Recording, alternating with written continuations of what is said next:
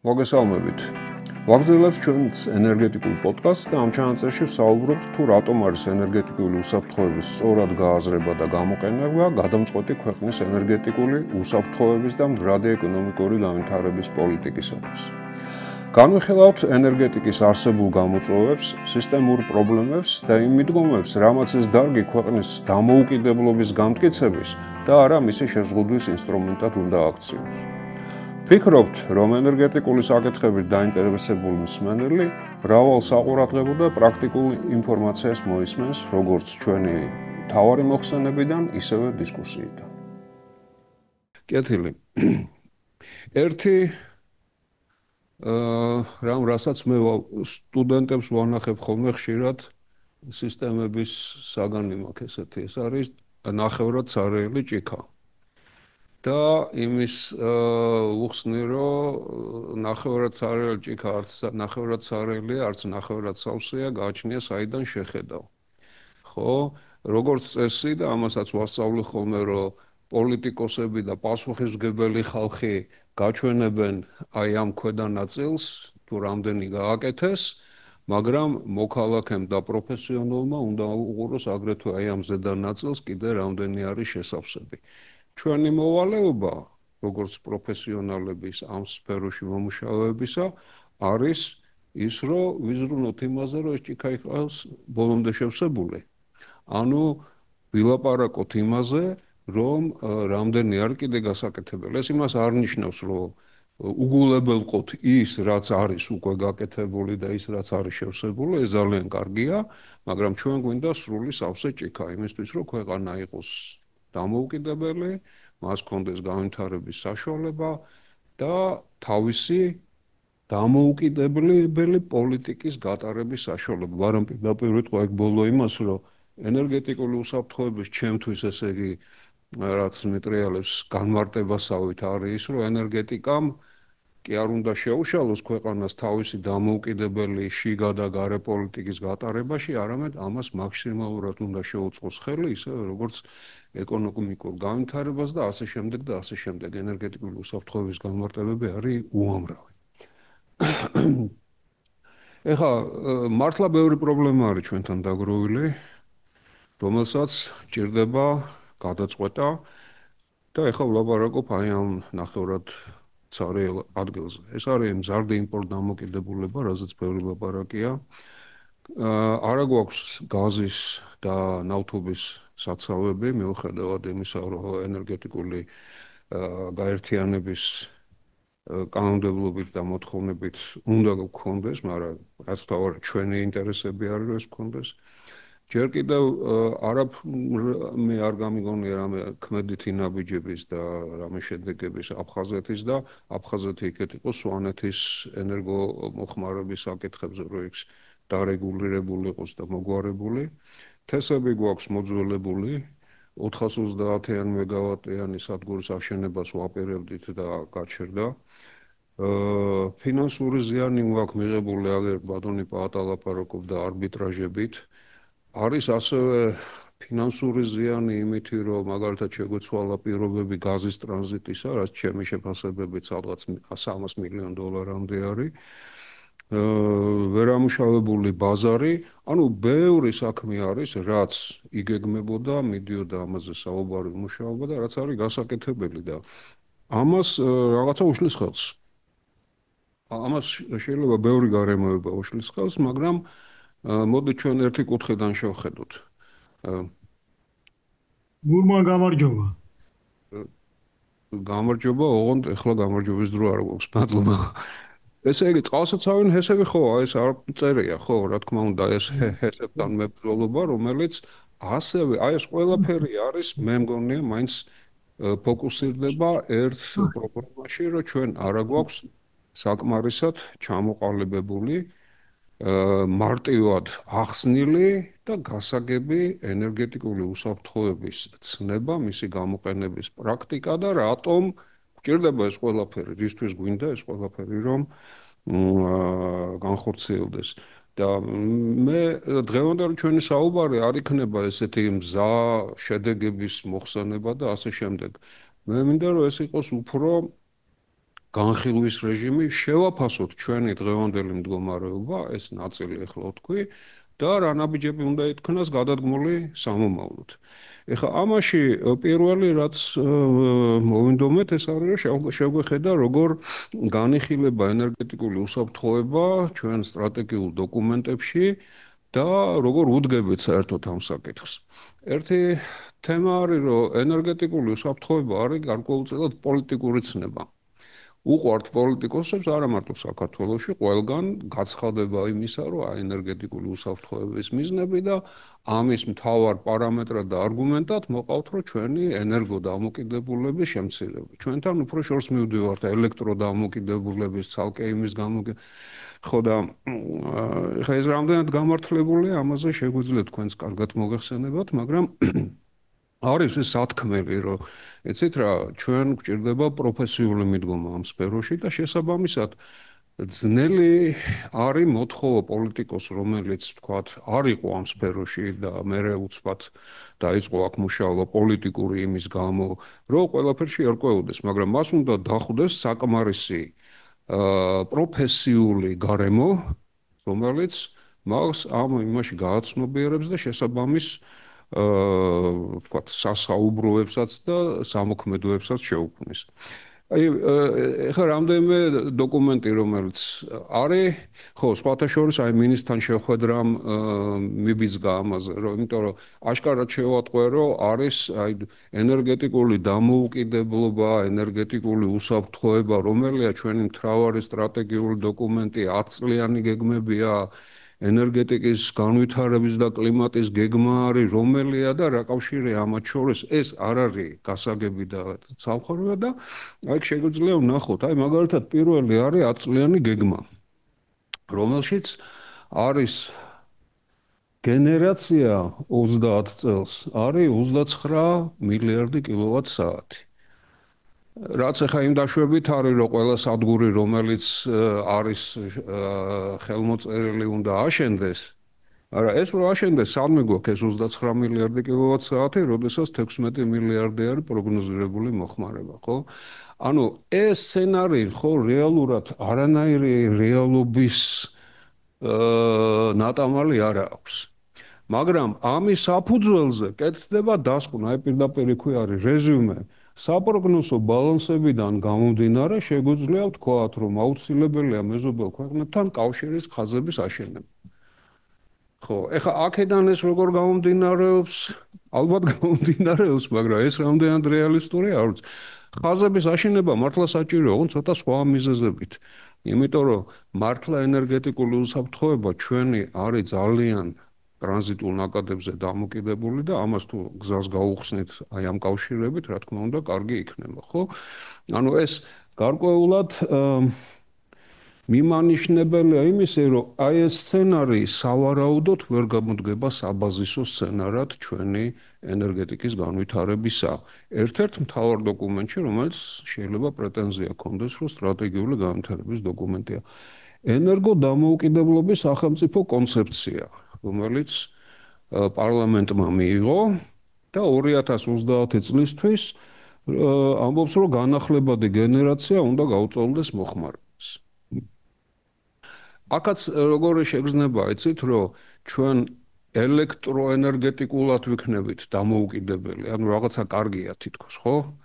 აი ეს სიკარგის შეგრძნება არის, რაც ხდება ხოლმე აი ამის გავრცელება, რომ ეს რაღაც რა თქმა უნდა კარგია, კაცო, თუ მეტი იქნება ყველაფერი კარგია, მაგრამ შეკითხვა იმაშია, ეს არის თუ არა ის რა საითკენაც ჩვენ უნდა წავიდეთ. არის თუ არა ეს ოპტიმალური გზა. რესურსები, დრო ყოველთვის არის შეზღუდული, ამიტომ შეზღუდული რესურსები სად უნდა გაანაწილო, ეს არის სტრატეგია და არა ის, რომ ლამაზი რაღაც გეგმა დასახო. თუმცა დასკვნაა ძალიან კარგი, რომ ანალიტიკური ცენტრის საჭიროება არის, რომ სამომავლოდ ესეთი დოკუმენტები იქმნებოდეს სპეციალიზებული კვალიფიციური ორგანიზაციების მიერ. აი ამ დასკვნაში ნამდვილად ძალიან დასაფასებულია ეს დოკუმენტი. და ენერგეტიკის და კლიმატის სამოქმედო გეგმა. მე სტატია დავწერე და ჩვენ ვეგის გვერდზე არის ძირითადად რასაც დღეს გიამბობთ. ხო და იქ მქონდა ძველი ინფორმაცია ამ NCP-ის შესახებ, რომ დიდი ხნის განმავლობაში ხდებოდა ისე, რომ მიზნად ქონდა დამგეგმავებს, რომ მოხმარება ელექტროენერგიის იმდენი უნდა ყოფილიყო გენერაცია, რომ ზამთარში არ დაგჭირდებოდა იმპორტი. ანუ მთელი წლის განმავლობაში ბევრი უნდა ქონოდა და ზამთარშიც საკმარისი. ანუ გამოდიოდა, რომ თვო ელექტროსადგურების უტყვილა გვაქვს. ხო? და ფაქტიურად გადასაგდები ვაუფასურებდით აქტივებს. ხო, მაგრამ ბოლო ვერსიაში შედარებით გამოსწორებული ეგ მდგომარეობა და ახლა რაც ვნახე 2020 იმისთვის, რა ქვია, 30 წლისთვის გენერაცია არის 16 ტერავატ საათი, მოხმარება 15-მდე და ექსპორტი არის 1 და აი მეტნაკლებად რაღაც რეალისტურობის ის აქვს ამ სცენარს, თუმცა როდესაც ამდენი განსხვავებული სცენარი არსებობს, ხო, ახლა მაგრამ რატო მაინც ეს და არა სხვა ეს უნდა გადაწყდეს და პროფესიულად უნდა გადაწყდეს და არა ჩემი ახლა ესეთი სუბიექტური შეფასებით, რა თქმა უნდა. ანუ ესეთი გარკვეული არეულობა არის და აქ ხდება ესეთი, რომ იმპორტ დამოკიდებულების შემცირდება ცხადდება მთავარ ინდიკატორად, რომ იმპორტზე დამოკიდებულებას თუ შევამცირებთ, ეს არის მართლა კარგია, ცუდი არ არის, მაგრამ რა რესურსი ჭირდება, სადამდე უნდა შეამცირო, ეს ერთადერთი ქმედება არის თუ უფრო სხვა არის, უფრო ეფექტური, აი ამაზე არ არის ცხადი პასუხი. ერთი პერიოდი თუ გახსოვთ იყო ესე დივერსიფიკაციაზე ლაპარაკი, როდესაც რუსეთისგან მოახდინეთ დივერსიფიკაცია. Diverse ნიშნავს მრავალი. და ჩვენ ავდექით აქედან გადმოვერთეთ, იქ გადავერთეთ. ხო და ეს ახლა არის თუ არა დივერსიფიკაცია, არ არის დივერსიფიკაცია, იმიტომ რომ ესე ვერძზე ხარ დამოკიდებული. ხა შეიძლება აგრესიულობის დონით განსხვავდებოდნენ ეს ვიღაც ისინი ან თავისი ინტერესების გატარებით და მოდი რეალისტები ვიყოთ, ყველა ქვეყანას თავისი ინტერესი აქვს, ხო და ყველამ თავისი ინტერესი უნდა დაიცვას და ერთიდან მეორეზე სრული გადასვლა ნამდვილად არ არის დივერსიფიკაცია. ანუ აქაც სიტყვების თამაში, რომელიც ძირითადად გათვლილი იყო ასეთ პიარული მიზნებისათვის. მანამდე იყო კიდე ჰესების მაქსიმალური განვითარება, როგორც ენერგეტიკული უსაფრთხოების ესეთი პანაცეა.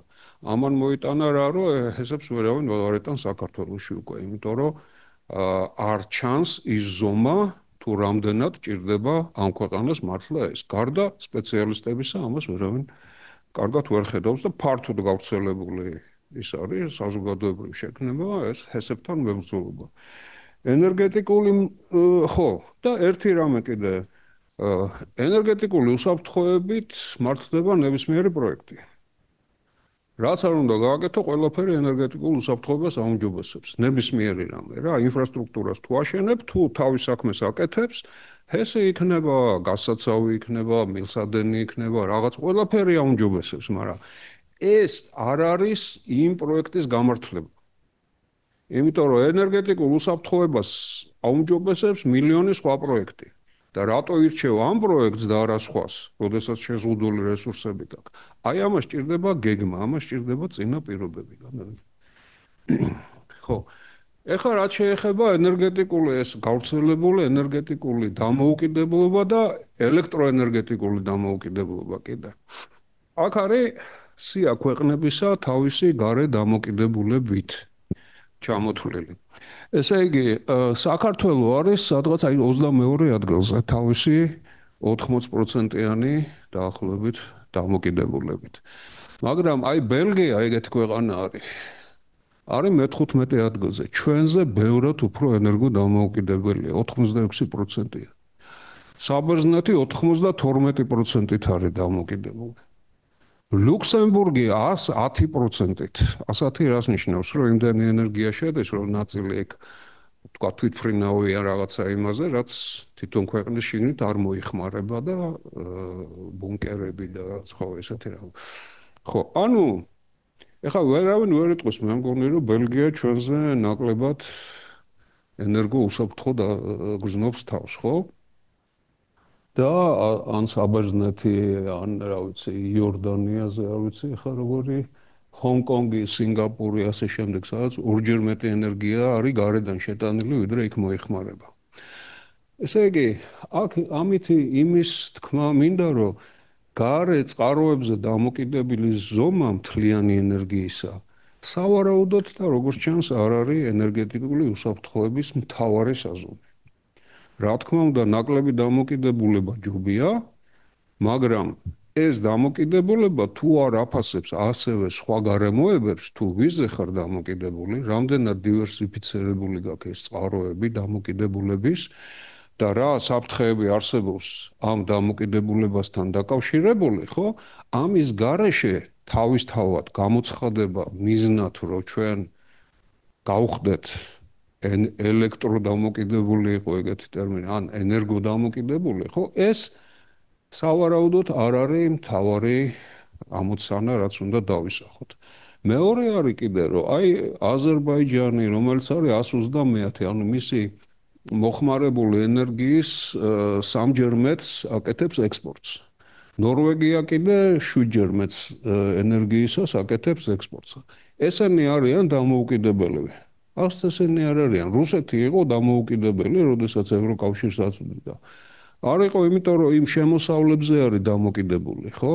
ანუ ენერგეტიკული დამოუკიდებლობის თვითმიზნად დასახვა განსაკუთრებით ჩვენარი ქვეყნისთვის, რომელიც 80%-ით არის დამოკიდებული, ხო? სავარაუდოდ არ უნდა იყოს მთლად გამართლებული მიზანი და ცოტა სხვა რაღაცებზეც უნდა ვიფიქროთ. ხო, ну აი ამაზე ვთქვი. ხო და საფრთხეები გარდა მიწოდების შეზღუდვისა არის უამრავი სხვა. მე როგორც დავიწყე საუბარი, რომ ენერგეტიკამ არ უნდა შეუქმნას პრობლემა ქვეყნის დამოუკიდებელი პოლიტიკის, გარე და შიგა პოლიტიკის გატარებას და პირიქით ამას ხელი უნდა შეუწყოს, ხო? გარე დამოუკიდებელი, ესე იგი, გარდა მიწოდებისა, ხო, აქ არის კიბერ და კინეტიკური ესე იგი შეტევები, რაც შეიძლება მოხდეს ქვეყანაში. ეს შეიძლება იყოს პოლიტიკური გავლენების მოწოდება, ენერგიის მოწოდების სანაცვლოდ. ეს შეიძლება იყოს ეკონომიკური გავლენების მოპოვება ენერგიის მოწოდების სანაცვლოდ. ეს შეიძლება იყოს საერთაშორისო პოზიციების დასუსტება. აქვე შეიძლება ითქვას გარემოს განადგურება თუ კი ეს ენერგეტიკის, ასე ვთქვათ, ენერგომიწოდებასთან არის და ანუ მუშაობა არის მთელ ამ კომპლექსზე საჭირო და არა მარტო ფიზიკურად რომ შევამციროთ გარე დამოკიდებულება და ეხლა გარე დამოკიდებულების შემცირება კიდე არც ისე ადვილი საქმეა. რაზეა დამოკიდებული? ენერგეტიკა არის გრძელვადიანი ინერციული დარგი. გადაწყვეტილებებს, რომელსაც დღეს ვიგებთ, ან არ გადაწყვეტილებებს გავლენა აქვს მომავალი 10 წლეულები, 50 წელი და 100 წელიწადი შეიძლება ქონდეს ეს გავლენები, ხო? მაგალითად, შაჰდენიზის და იმის გაზის ხელშეკრულება 2066 წლამდეა, როდესაც დადებულია 2002 წელს, ხო? 68 წლის ხანგრძლივობა აქვს თუ რამდენიც 4-ის. ამიტომ აი ამის ყველაფრის არის გათვალისწინება, რომ ეს უამრავი სხვადასხვა საფრთხე არსებობს და ამათ ყველას გათვალისწინება. არის კიდე ერთი, რომ ენერგეტიკული უსაფრთხოება არ არის, რასაც ერთხელ მიაღწევ. ნებისმიერ მდგომარეობაში, აი იმ ქვეყნებიდან ნებისმიერს აქვს საფრთხეები. ეს საფრთხეები თან არის დინამიური, იმიტომ რომ იზრდება მოხმარება, ხო? ეს არის ერთ-ერთი მთავარი, არის მიწოდება არის საჭირო. იცვლება, ვთქვათ, მოპოვების მოცულობები, იცვლება პოლიტიკური სიტუაციები, ყველაფერი იცვლება და განსაკუთრებით სწრაფად ამ ბოლო წლებში, ხო? ამას ყველაფერს სჭირდება თავისი მიდგომა, თავისი მუშაობა და დინამიური, ანუ ადაპტირებადი პროცესია საჭირო, რომელიც მიყვება გარემოებების ცვლილებებს. ანუ ენერგეტიკული უსაფრთხოება არ არის ერთჯერადი მიღწევადი მდგომარეობა. ესეც უნდა ფართოდ აუხსნათ როგორც საზოგადოებას, ისევე ჩვენ პოლიტიკოსებს, რომ მთავარი ამ იმაში არის პროცესი, რომელიც უზრუნველყოფს იმას, რომ დღეს კი არა მარტო 10 წლის მერე, ან 5 წლის მერე, ან მერე კიდევ შემდგომ პერიოდებში ამ ქვეყანას ექნება თავისი პოლიტიკის გატარების საშუალება ენერგეტიკისგან შეზღუდვის გარეშე. ხო, და ეს რაც თქვი რა, ნებისმიერი ინფრასტრუქტურული პროექტი ზრდის ენერგეტიკულ უსაფრთხოებას და ამაზე ის მახსენდება ხოლმე და ძალიან მიყვარს ჟვანეცკის გამოთქმა, რომ თუ ტვინი არა გაქვს, საითაც უნდა წახვიდეს, თუ გამოდის, რომ წინ მიდიხარო, ხო და ამიტომ ეხლა ჯობია რომ მოვიხმოთ ეს ტვინი და მართლა საითაც საჭირო არის, იქე წავიდეთ. ეხლა ენერგეტიკულ უსაფრთხოებას კიდე ერთი ის აქვს, რომ ენერგეტიკულ უსაფრთხოებას არის უამრავი სხვადასხვა პრობლემა რა, აი ამ იმას ციხესიმაგრეს ამასაც ვაჩვენებ ხოლმე, უამრავი კარები და შესასვლელი აქვს, გამოსახული ხვრელები აქვს და ასე შემდეგ და საიდან იწყებ ჩვეულებრივ ესეც სტუდენტებს მოხსნილა პოლიტიკოსებს უყვართ დახურავენ ერთ ხვრელს და იტყვიან რომ აი ჩვენ რა კაი საქმე გავაკეთეთ. ანუ ეს ეკვივალენტია იმ წყლის ჩასხეს ჩავასხოთ. კარგია. მაგრამ რამდენი არის კიდე გასაკეთებელი? იქედან უნდა უყურო და რამდენად ეს მართლა ზრდის უსაფრთხოებას გავძალთ. ხო, და რამდენი რამე ახლა ნუ რა ვიცი, ამის ჩამოთვლა მე მგონი არ გჭირდებათ, იმიტომ რომ იმპორტის დივერსიფიკაცია და რისკების შემცირება, მათ შორის პოლიტიკური რისკების შემცირება, საკუთარი რესურსების განახლების განვითარება, წიაღისეულის მოძიება თუ გვაქვს რამე და ესეც ვიპოვოთ, ენერგოეფექტიანობის განვითარება, განაწილების სისტემის მოწესრიგება, რომ იქ არ იკარგებოდეს, ბუნებრივი გაზის საცავი, ნავთობპროდუქტების საცავი, რომელიც არა გვაქვს არც ერთი, ან ნავთობგადამამუშავებელი ენერგიულ უყვარს ეს თემა, რომ გჭირდება მართლა სწორი საბაზრო ფასები, რომ მიწოდება და მოხმარება ბაზარმა და არეგულიროს. ხო და საზოგადოებრივი დაპირისპირება, აი ეს ყველაფერი არის ენერგეტიკული უსაფრთხოების გამამტკიცებელი ღონისძიებები, რომელიც არის საკეთებელი და საკეთებელი არის აქტიურად. ხო და აქ ალბათ ყველაზე მთავარი არის ის, რომ ამას ჭირდება პროფესიული თანმიმდევრობითი და მუდმივი მუშაობა და ამას უნდა ქონდეს პოლიტიკური მხარდაჭერა. ხო, მოკლედ შეფასება რომ გავაკეთო დღევანდელი მდგომარეობით, რომ ეს აწლიანი გეგმები პოლიტიკის ღონისძიებები და ასე შემდეგ, ხო, ვერ იძლევა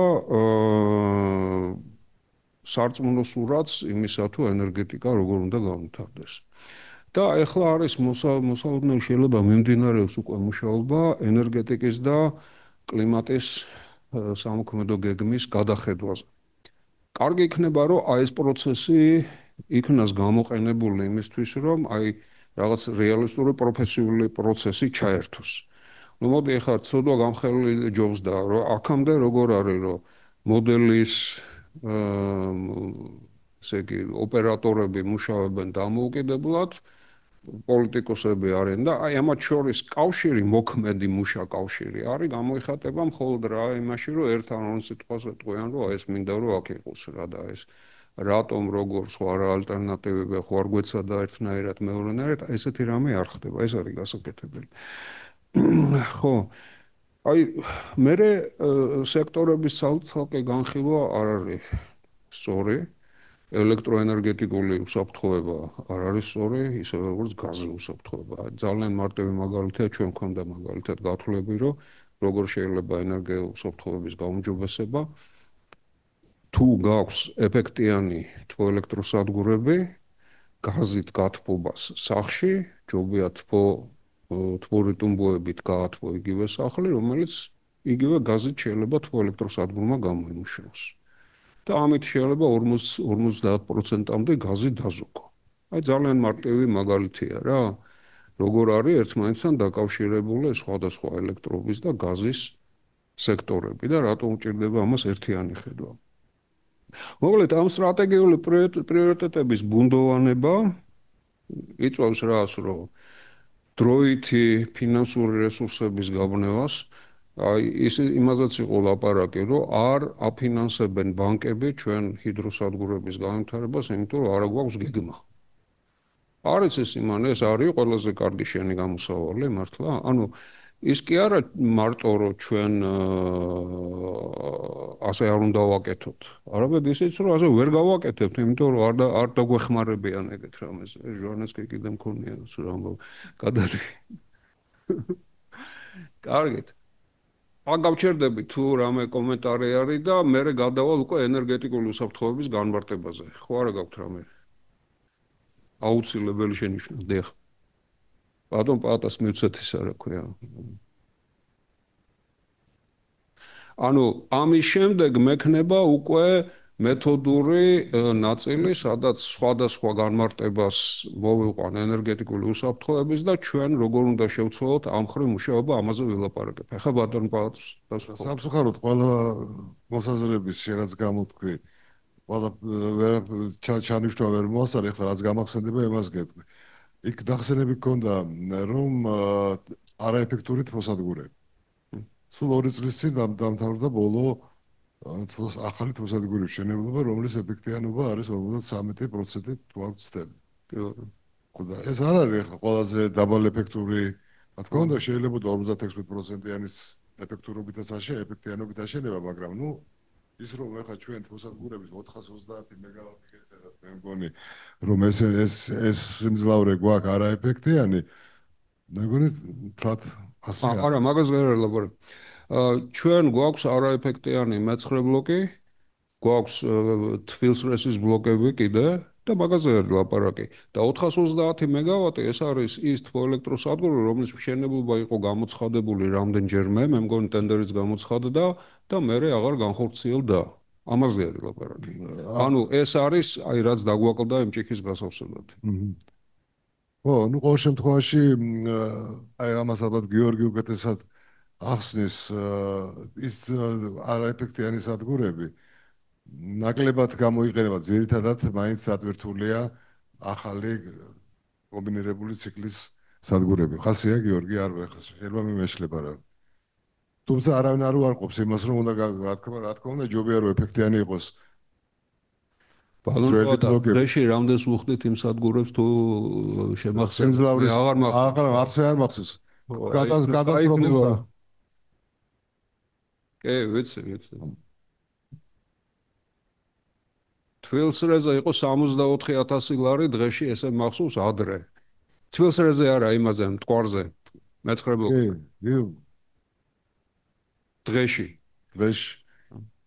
გარანტირებული სიმძლავრის. დავხადოთ რა, კარგ სადგურს რა. რა თქმა უნდა, არა, მე უბრალოდ ვიფიქრე რომ ზოგადად გეწერა იქ. გეთანხმებით, მართლა რომ ჯობია დაზუსტება რომ ეს ეხება მხოლოდ იმ სადგურებს, რომელიც არაეფექტიანია, თორე ესე გამოცხადება რომ საქართველოში 430 მეგავატი არაეფექტიანი თმოსადგურები გვაქვს, უბრალოდ არა, ეს არის ეხლა ნუ უბრალოდ ეს სტატიაში ესეთი რამე არ მიწერია, ასე რომ. აბა ჩვენ რას გვერდში კაც. არაფერს რა გიხსნის, რაზე ელაპარაკი. ხო, ისა ნავთო გაზის საცავე. რამდენადაც მე ვიცი, გაზის საცავების დღეს მშენებლობა საკმაოდ დიდ რისკებთან არის დაკავშირებული. პირველ რიგში ეს არის გეოტექნიკური რისკები, ტექტონიკური რისკები. ნუ ასეთი მოსაზრება დღეს სოფლიოში ძალიან ბევრგან არის. ახლა ზუსტად არის თუ არა მე ვერ გეტყვი მაგას და ჩვენ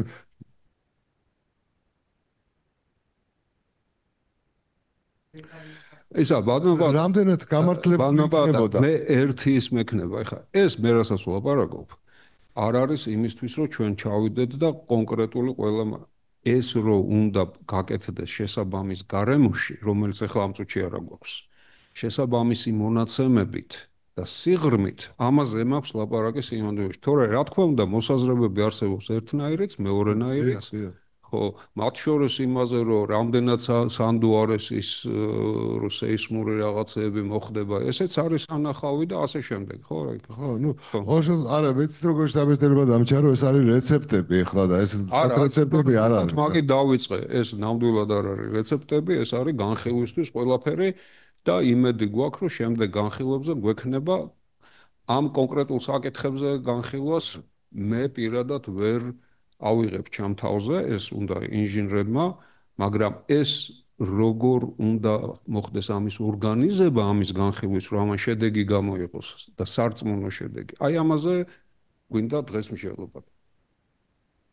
ну ეხლა ის რომ ენერგეტიკული პოლიტიკა იქნება, ეს სტრატეგია იქნება თუ დაგეგმვის პროცედურა, რომ ეს მუდმივი პროცესია და ერთხელ არ იწერება და ნუ ვამბობთ ხოლმე სამარცხვინოა რა ვამბობთ რომ ენერგეტიკული პოლიტიკა 2008 წელს მივიღეთ და რა კარგია და всё რა 2008 წელს ყოველ შაბათ-კვირა შეიძლება შეიცვალოს ენერგეტიკული პოლიტიკა გამომდინარე ქვეყანაში სოფლიოში მომხდარი უამრავი ცვლილებებით და გეთანხმებით თავსო. ხო და ამიტომ რა თქმა უნდა ის რომ თქვენ რაც თქვით ბატონო მეც მინდა რომ მაგაში დაგეთანხმოთ აი ეს ანალიტიკური ცენტრის არსებობა ეს არის გადაუდებელი აუცილებლობა მე რომ მკითხოს კაცმა და არა მარტო იმ თვალსაზრისით რაც ეხება პოლიტიკას და ენერგეტიკულ სტრატეგიას ელემენტარულად აი გინდა დაიჯერეთ გინდა ნუ დაიჯერებთ 2004 წლის შემდეგ 2004 წლის შემდეგ არც ერთი ენერგეტიკის მინისტრი არ ყოლია ენერგეტიკასთან შეხებაში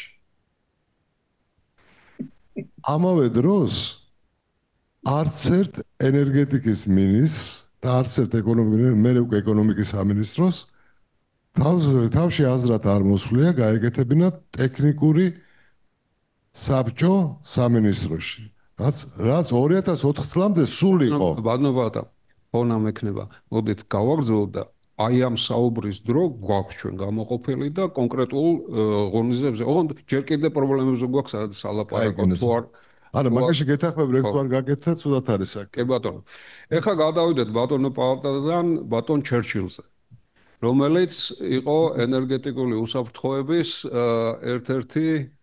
ერთ-ერთი პიონერი და ეს მოხდა როდესაც ინგლისის ფლოტი ქვანახშირიდან გადაიყვანეს ნავთობზე რომელიც ინგლისს არ ჰქონდა მაშინ დაიწყო ფიქრი იმაზე როგორ უზრუნველყოფო აი ამ იმპორტირებული ნავთობის უსაფრთხოება და მისი განმარტება არის რომ ეს უსაფრთხოებას არა ესე იგი ნავთობის უსაფრთხოება და საიმედობა მრავალფეროვნებაშია და მხოლოდ დივერსიფიკაცია სიტყვას არ ამოდა variety იყო მე მგონი ხო და მხოლოდ მრავალფეროვნებაში არისო რა შემოტანის ენერგეტიკული უსაფრთხოების დღევანდელ ესე ყველაზე გავრცელებული განმარტების მამა არის დანიელ იერგინი რომელსაც უამილიონი რეგალიები აქვს და ბევრ ამერიკის მთავრობის მრჩეველი იყო და ასე შემდეგ ის ამბობს რომ ენერგეტიკის უსაფრთხოება ენერგიის საკმარისი და საიმედო მიწოდების უზრუნველყოფა გონივრულ ფასად ისე რომ ეს საფრთხეს არ უქმნიდეს ქვეყნის ძირითად ეროვნულ ღირებულებებსა და მიზნებს ანუ ხშირად არის ხოლმე ისაზღვრება რომ აი უსაფრთხოება მიწოდების ხელმისაწვდომობა და ასე შემდეგ და აი იერგინს აქვს დაკავშირებული რომ რატომ არის ეს რომ ქვეყნის ინტერესებს და ღირებულებებს საფრთხეს არ უქმნიდეს ისე უნდა მოახერხო აი ამ ყველაფრის განხორციელება თორე სამწუხაროდ ჩვენს გვაქვს მაგალითები როდესაც შეიძლება ამაზე ახლა ცალკე შეიძლება არც ისე ღია საუბარი რომ შეიძლება რომ ჩვენი უსაფრთხოების და ჩვენი ღირებულებების დათმობა მოგვიწია რაღაც მომენტში იმისთვის რომ ენერგია მიგვეღო საერთაშორისო ენერგეტიკული სააგენტოს აქვს განმარტება ესეთი იგივე რაც ერგინს ოღონდ შაშლილი აქვს ცალ-ცალკე სექტორებად ელექტროენერგეტიკა ბუნებრივი გაზი და ნავთობი და ძალიან მნიშვნელოვანი კრიტიკული მინერალები. კრიტიკული მინერალები გახდა ენერგეტიკული უსაფრთხოების ნაწილი ენერგეტიკულ გარდასვლასთან ერთად. განსაკუთრებით ეს ჩინეთის მონოპოლიის გამო, იმიტომ რომ ძირითადად მსოფლიოს ენერგეტიკული იმისი კრიტიკული მინერალების უდიდეს ნაწილს აკონტროლებს ჩინეთი და შესაბამისად სხვა ქვეყნებს უჩნდებათ პრობლემები იმისა, რომ იმისი მოწყობილობების მშენებლობა და მათი დანერგვა დამოკიდებული ხდება ჩინეთზე. ისევე როგორც განვითარება და ეს ეხება არა მარტო ენერგეტიკულს, არამედ თქვათ ელექტრომანქანებს, სმარტ მოწყობილობებს, უამრავ სხვადასხვა რამეს, რასაც ну რაღაცეები ჭირდება რა, მაგალითად მაგარი მაგნიტები, ძლიერი მაგნიტები, რასაც ჭირდება, აი ყველაფერს ეხება ეს და ამიტომ ეს დაემატა ენერგეტიკული სააგენტოს მიერ. ენერგეტიკული გაერთიანება, რომლის წევრების ჩვენ ვართ და რომლის კანონმდებლობასაც ჩვენ ესე ევროკავშირის კანონმდებლობას გადმოგვაქვს ამ თვალსაზრისით, ეს არის, ну, იგივე რა, საიმედო უწყვეტი მიწოდება ეკონომიური სტაბილობის და საზოგადოებრივი კეთილდღეობისთვის, რაც არის აუცილებელი. თან მოიცავს სტრატეგიას, კრიზისებიდან თავიდან აცილება, მათთვის მზადებად და მართვის მიზნით. ანუ აქ არის უკვე უფრო ქმედითი განმარტება, ის კი არა საერთოდ ეგ სტატიკურად რა არის უსაფრთხოება, არამედ რა უნდა გააკეთო იმისთვის, რომ ეს უსაფრთხოება გქონდეს. აერთიანებს რისკების მართვის გეგმებს ელექტროენერგიის, გაზის და ნავთობის კუთხით, რაც კრიზისებისა გარდამავალი პერიოდების დროს ენერგიის ხელმისაწვდომას უზრუნველ ყოფს. ხო, აქ არის სხვადასხვა ღონისძიებები, რომელიც ჩვენთანაც არის განხორციელებული, ეს არის კრიზისების მართვის გეგმები, რეაგირების გეგმები, გენერაციის ადეკვატურების შეფასებები და ასე შემდეგ, საგანგებო მარაგები, რა აი საგანგებო მარაგებში ვერა ვართ კარგად. ხო და ეს არის უფრო ქმედებაზე ორიენტირებული, მაგრამ ეს ფარავს მხოლოდ ნაწილს პრობლემებისა. ეს არის უფრო ესეთი ოპერაციულ დონეზე უსაფრთხოების საკითხები, რა, თქვათ, ვინ-ვის უნდა დაუკავშირდეს, როდესაც რაღაცა ხდება და სად უნდა იყოს რეზერვი და ასე შემდეგ. მაგრამ აი გრძელვადიანი საკითხები, ვთქვათ, ენერგეტიკული დიპლომატიის, რომელ თქვათ საერთაშორისო პროექტებზე უნდა გავწიოთ ჩვენი ძალისხმევა მხარდაჭერისთვის, თქვათ, ორი ალტერნატივიდან რომელი ავირჩიოთ, რომ რისკები ესეთ რაღაცებს ეს არის, ან თქვათ, რომელი დიდი ინფრასტრუქტურული პროექტი ავაშენოთ.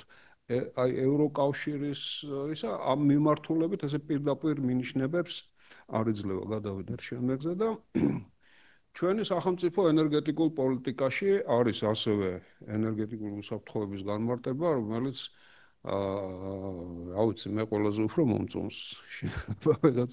რომ აქ არის სხვადასხვა ტიპის ენერგია, არის გრძელ, მოკლე და საშუალო მანძილზე, საშუალო პერიოდებზე ლაპარაკი, ანუ გულისხმობს არა მარტო ტაქტიკურ და ოპერატიულ საკითხებს, არამედ გრძელვადიან სტრატეგიულ საკითხებს.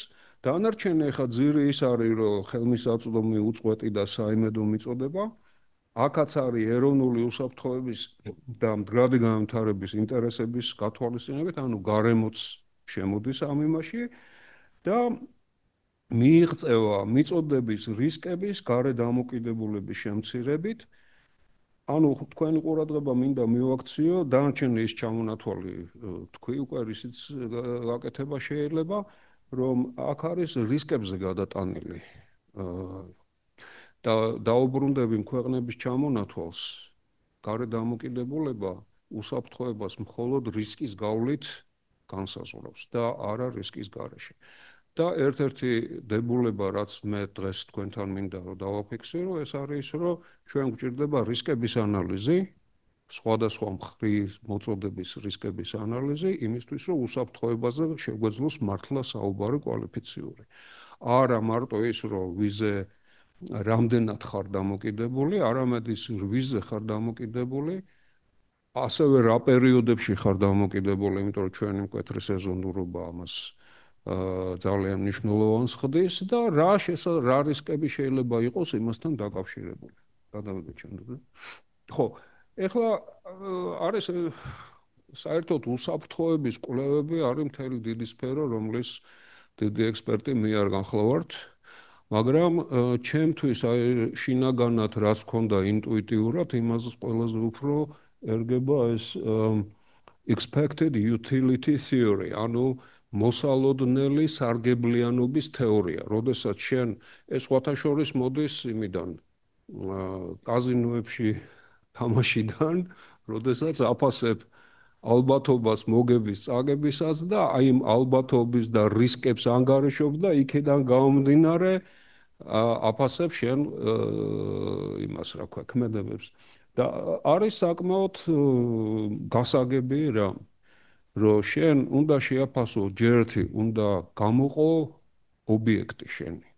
ეს არის ობიექტი, რაც არის დასაცავი. რის საფრთხეზეც გაქვს ლაპარაკი. ჩვენ შემთხვევაში ამაზე ვილაპარაკებთ, ეს არის, ნუ უკვე ითქვა, ქვეყნის განვითარების ინტერესები, ქვეყნის დამოუკიდებელი პოლიტიკის განხორციელების შესაძლებლობა და ასე შემდეგ. მერე უნდა გამოყო საფრთხეები, რა შეიძლება ამას შეექმნას და ამის ანალიზი უნდა გააკეთო და შემდეგ უკვე უნდა შეაფასო რისკები. ანუ ალბათობა იმისა, რომ რომელიღაცა საფრთხე განხორციელდება, უნდა ასევე შეაფასო, რამდენად მოწყვლადი ხარ ამ საფრთხესადმი და რა ზიანი შეიძლება იყოს მიღებული. და ჯამურად უსაფრთხოება შეიძლება შეფასდეს იმით, თუ რამდენად დიდია შენი ჯამური რისკები. ალბათობა, რომ რაღაცა ცუდი მოხდება და იმ ზიანის ნამრავლი, აი ეს სხვადასხვა საფრთხეებით აჯამული. აი ეს არის და მე ჩემთვის ესე არ ვიცი ეს ფორმულა არ მინახია, რომ ეს უსაფრთხოება შევაფასე როგორც ერთი შეფარდებული აი ყველა ჯამური რისკების ჯამთან. ეს არასდროს ნული არ არის და არასდროს ხო, იმიტომ რომ რისკები ყოველთვის არსებობს და არც ნული არ არის და არც უსასრულობა არ არის. რა ყოველთვის სადღაც არის და გჭირდება ამაზე მუშაობა. რა თქმა უნდა, ხო, აი ფინანსური ბაზრების ძალიან კარგი დოკუმენტი ქონდა ჩვენ 2011 წელს, იყო ეგეთი სახელმწიფო რა თქვა, ეროვნული უსაფრთხოების კონცეფცია, რომელშიც ენერგეტიკული უსაფრთხოება იყო განხილული, როგორც აი აქ არის ერთ-ერთი ქვეყნის ინტერესი, აი ესა, ენერგეტიკული უსაფრთხოების უზრუნველყოფა. ოღონდ ის კი არა, რომ მივაღწიეთ, არამედ აი ეს პროცესი უზრუნველყოფის, რომელმაც უნდა უზრუნველყოს აი მთავარი ღირებულებები. აქ არის თავისუფლება, კეთილდღეობა, მშვიდობა, აი ქვეყანარისთვისაც არსებობს, რომ თავის მოქალაქეებს და მის კერძო პირებს და იურიდიულ პირებს რა უნდა შეუქმნას. აი ამის დაცვისთვის ენერგეტიკული უსაფრთხოების უზრუნველყოფა მოქმედებს ბევრ სხვა 16 არის სულ ინტერესებთან ერთად. და ეხლა ეს რატომ მომყავს, რომ აი ეს არის ობიექტი დაცვის, რომელსაც არ უნდა შეექმნას ენერგეტიკიდან პრობლემა. აი ეს არის ყველაზე მთავარი ღირებულებები. ეხლა შეიძლება თეორიულად ჩანდეს ამ მომენტში, ხო? მაგრამ როდესაც უკვე კონკრეტულ რაღაცებზე მიდიხარ, კონკრეტული პროექტები იქნება თუ ღონისძიებები, მაინც რაღაც ორიენტირის საშუალებას გაძლევს იმისა, თუ რა არ უნდა გააკეთო და რა შეიძლება გააკეთო. ხო. მაგრამ ჩვენ როგორც თქვით, ხო, იმისთვის რომ გქონდეს სრულფასოვანი შეფასება ენერგეტიკული უსაფრთხოებისა, გჭირდება საფრთხეების ანალიზი. ეხლა ეს 2011-ში იყო საფრთხეების ანალიზი გაკეთებული და საფრთხეების შეფასების დოკუმენტი, მაგრამ დღეს რო ენერგეტიკულ უსაფრთხოებაზე სრულფასოვნად იმუშაო, გჭირდება ეს. იმიტომ შენ ხო ახლა ვთქვათ გიორგი ამუზაშვილი, ვერ გადაწყვეტავს ახლა ვთქვათ რუსეთი, სომხეთი, აზერბაიჯანი და თურქეთი ყავს, მე ახლა ვისთან როგორი არ არის ეს გიორგის კომპეტენცია და ასე ვთქვათ პასუხისმგებლობა. ეს უნდა გაკეთდეს ქვეყნის მიერ, როგორც თავისი პოზიციის შეფასება. ეს არ ვიცი, ახლა შეიძლება ღია იყოს და ხურული იყოს, მაგრამ ეს რაღაც ორიენტირი უნდა იყოს იმისთვის, რომ ჩვენ გქონდეს კრიტერიუმი, როდესაც ვაფასებთ რისკს. ეხლა თუ 2006 წელს გავიხსენებთ მაგალითად რა მოხდა, როდესაც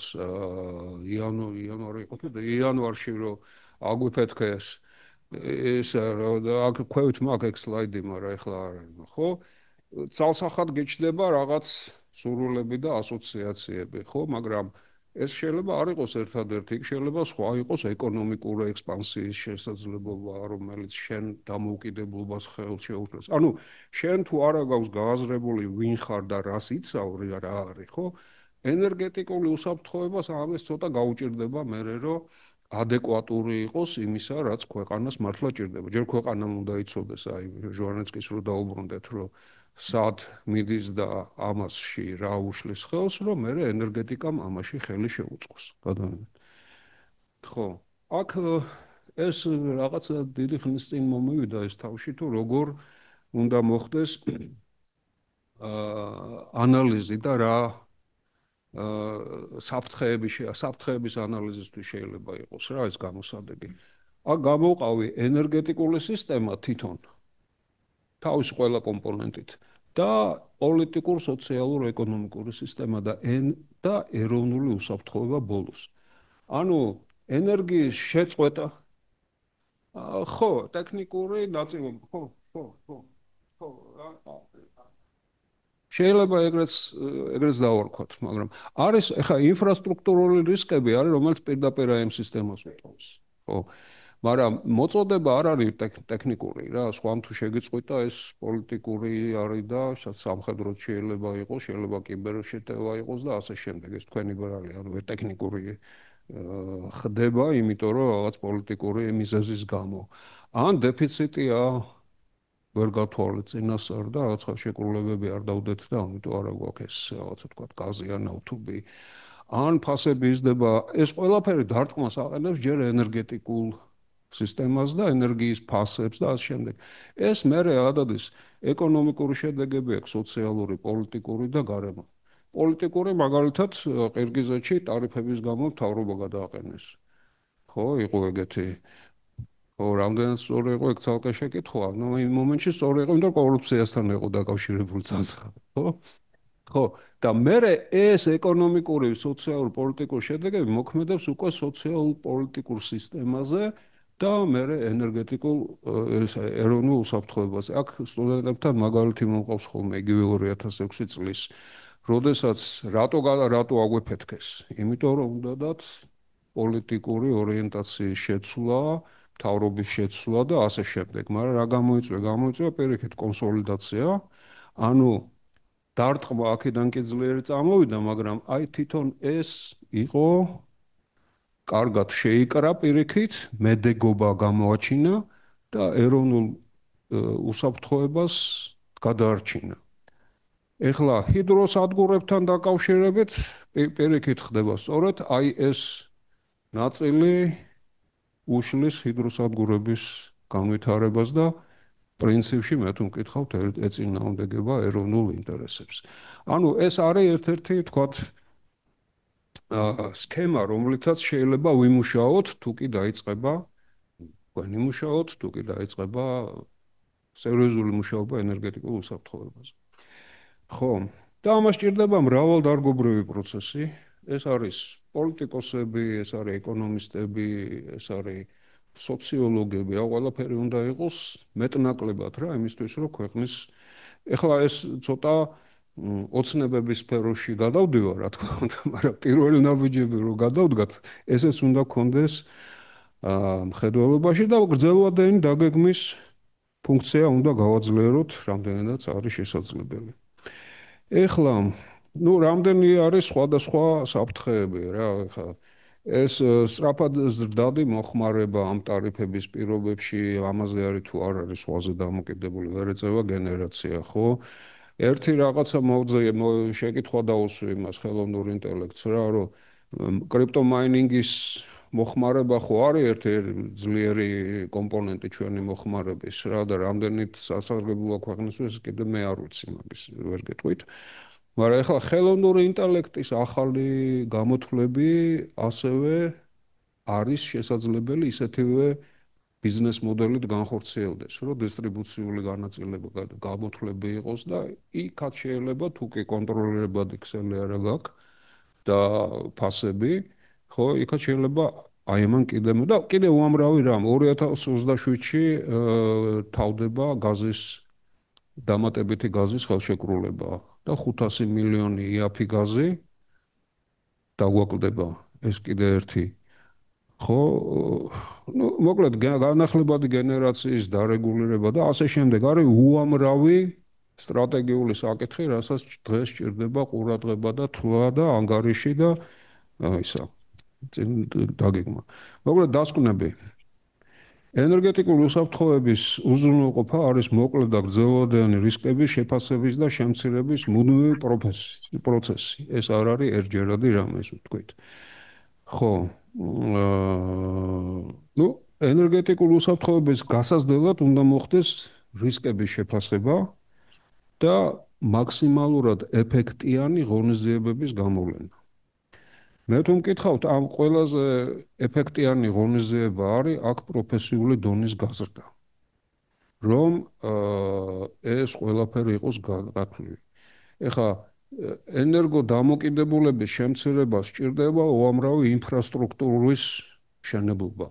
მაგრამ ჭკვიანი და პროფესიული ხალხის შეკრებას და მათთვის დავალების მიცემას და მათ მოსმენას ამდენი ინვესტიცია არ ჭირდება და ერთხელ ჩვენ გვაქვს გაკეთებული ამის შეფასება, ამაზე ამოღება კაპიტალის არის 1/500-თან 10 წლის განმავლობაში. ერთ დახარჯულ ლარზე 500 ლარის მოგებას იღებს ქვეყანა.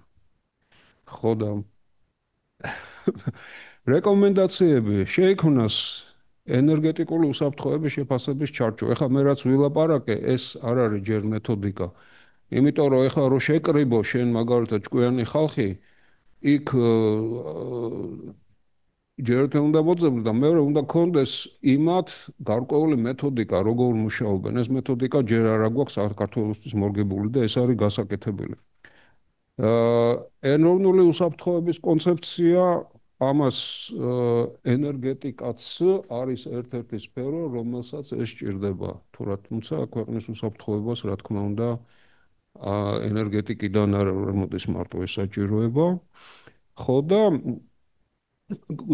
დარგის კვლევითი ანალიტიკური ცენტრი, რასაც ვილაპარაკეთ და NECP-ის გადახვედის პროცესი იქნებ გამოვიყენოთ ამისთვის და დაუჯეროთ ამ კონცეფციას, რომელიც არის პარლამენტის მიერ მიღებული, რომ მომავალში ენერგეტიკული სტრატეგიული დოკუმენტების მომზადებისთვის არსებობდეს დარგის კვლევითი დაწესებულება ან სტრუქტურული ერთეული, რომელიც იმუშავებს ამ დოკუმენტების შემუშავებას და მოყავს პოლიტიკის განსაზღვრების ძირითადი ღონისძიებების კოორდინირება.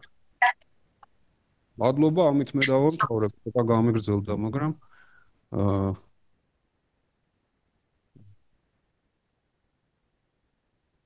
ეხლა შეგვიძლია კითხვები დარბაზიდან და კითხვები ან უფრო სწორად კითხვები ალბათ არა უფრო მოსაზრებები იქნება სავარაუდოდ, ასევე იმიდან Zoom-ის პლატფორმიდან თუ ვინმეს აქვს.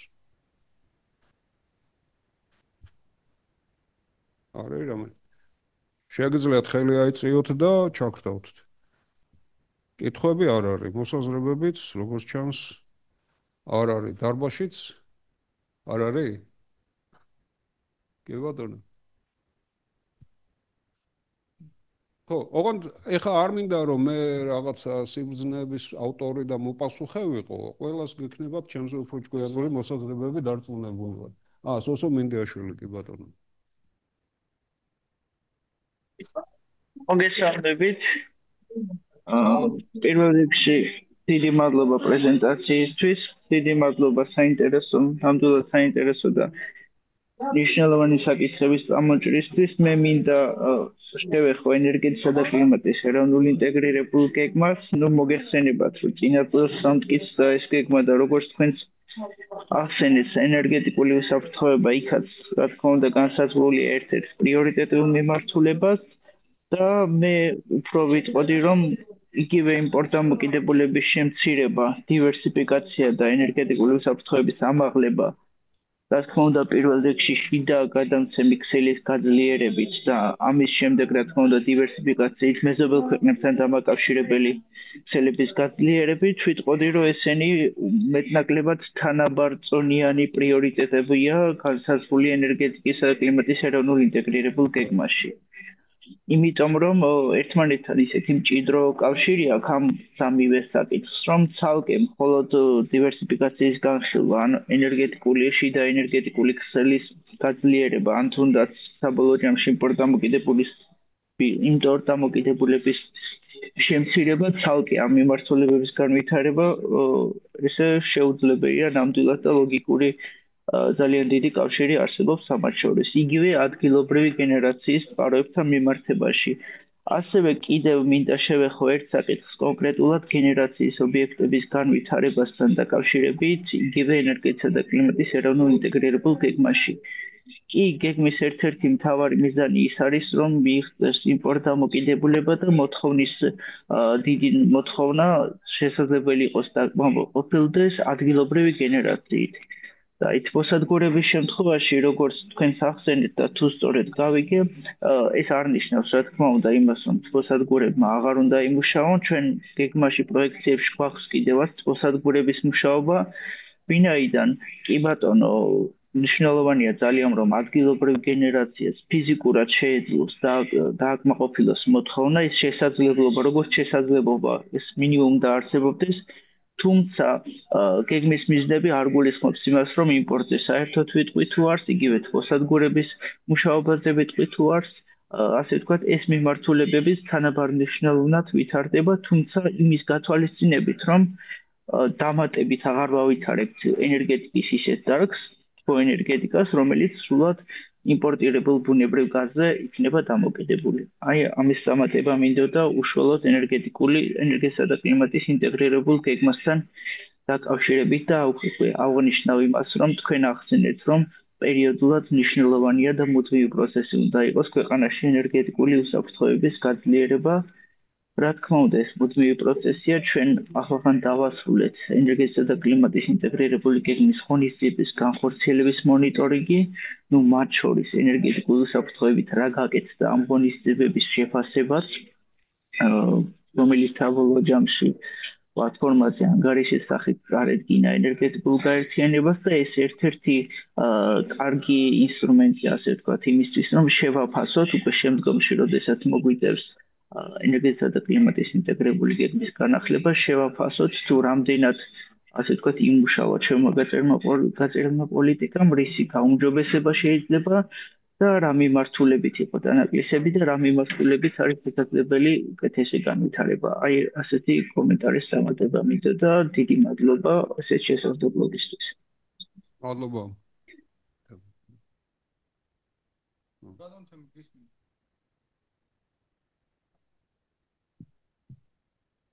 ბატონ თემურ გისმენთ, შეგიძლიათ ისაუბროთ. არ თემურ გოჩიტაშვილი. გამარჯობათ, მოგესალმებით. დიდი მადლობა ამ ორიზიების ორგანიზებისთვის და საინტერესო დეტალების გაზიარებისთვის ჩვენთვის. მე მინდოდა ის საკითხი ცოტა ნათელი შემეტანა იმ საკითხში, რაც ეხება გაზსაცავს. ბატონმა პაატამაც თქვა, ურმანი ლაპარაკობს, ყველა ლაპარაკობს ამის შესახებ. მე მინდა სრული პასუხისგებლობით განვაცხადო, რომ იმ პროექტით, რომლითაც გაზსაცავის აშენება იყო დაგეგმილი, აღარასოდეს აღარ აშენდება. ამას ორი მთავარი მიზეზია. ჯერ ერთი, გამოყოფილი თანხის 80% გაზსაცავის აშენებისათვის გამოყოფილი სესხის 80% წაიღო მთავრობამ და მოხმარდა კოვიდთან ბრძოლას. განმეორებით იმ 80%-ს არავინ არ მოგცემს და გარკვეული ნაწილი კორპორაციას უნდა გადაეხადა, მაგრამ კორპორაცია ყოველწლიურად დაახლოებით 70 მილიონით დოლარით დოტაციას აკეთებს გაზის მომხმარებელთა დოტაციისათვის 70 მილიონ დოლარს. ამიტომ კორპორაციას აღარ გააჩნია არავითარი შესაძლებლობა. ეს არის პირველი და მეორე, ის რაც ბატონმა პაატამ განაცხადა, გეოტექნიკური მიზეზების გამო გაზსაცავის არსებული პროექტი სამჯერ უფრო ძვირი გამოვიდა. შეუძლებელი კი არ არის, შეიძლება რომ აშენდეს. სამჯერ უფრო ძვირი გამოვიდა, ვიდრე ყოფილი საბჭოთა კავშირის ქვეყნებში დღეისათვის ანალოგიური ობიექტების მშენებლობა და ორჯერ უფრო ძვირი გამოვიდა, ვიდრე ევროპაში მისი მშენებლობა. დაახლოებით 500 მილიონი დოლარი 200 მილიონი კუბური მეტრი გაზის შესანახად. ეხლა ერთ-ერთი თეზისი, რომელიც ურმანმა განაცხადა, ეს იყო რომ და რაშიც აბსოლუტურად ვეთანხმები. ყველაფერი რაც გაკეთდება ინფრასტრუქტურა ენერგეტიკულ უსაფრთხოებას ემსახურება და ზრდის ინფრასტრუქტურული პროექტი ფაქტობრივად თუ კი ნორმალურად არის აშენებული, მაგრამ ხომ უნდა შეფასდეს ამ 500 მილიონით რამდენი წყალსაცავიანი ჰესის დაპროექტება რომ მოხდეს და ამ 500 მილიონს ყოველწლიურად რომ დაემატება დაახლოებით 90 მილიონი დოლარი გაზის ფას დაემატება 90 მილიონი დოლარი 9 მილიონი დოლარი იქნება ექსპლუატაციის დანახარჯები ესე იგი 90 კი არა დაახლოებით 100 მილიონი დოლარი ყოველწლიურად დაემატება ეს კი არ არის რომ ის არის რაც არის ფასი იმას დაემატება წარმოიდგინეთ შეაფასეთ და ეს ფული ყველაფერ ყოველთვის რო ლაპარაკობთ ამ წყალსაცავიანი გესების მშენებლობაზე ერთხელ და სამუდამოდ ეს გადავწყვიტოთ რომ მე კიდევ გეუბნებით გასაცავის აშენება ამ საკითხს კიდევ ვიუბრუნდები სხვა კუთხით მიწისქვეშა გასაცავის აშენება იმ პროექტით რომელიც იყო დამუშავებული არ აშენდება ორი ამ მიზეზის გამო რომელიც მე დაგისახელებ მაგრამ არსებობს ალტერნატიული გადაწყვეტილებები თელ მსოფლიოში ეხლა გასაცავებს იშვიათად აშენებენ ეხლა არის LNG გათხევადებული ბუნებრივი გაზის საცავების პირდაპირ გითხრათ ბუმი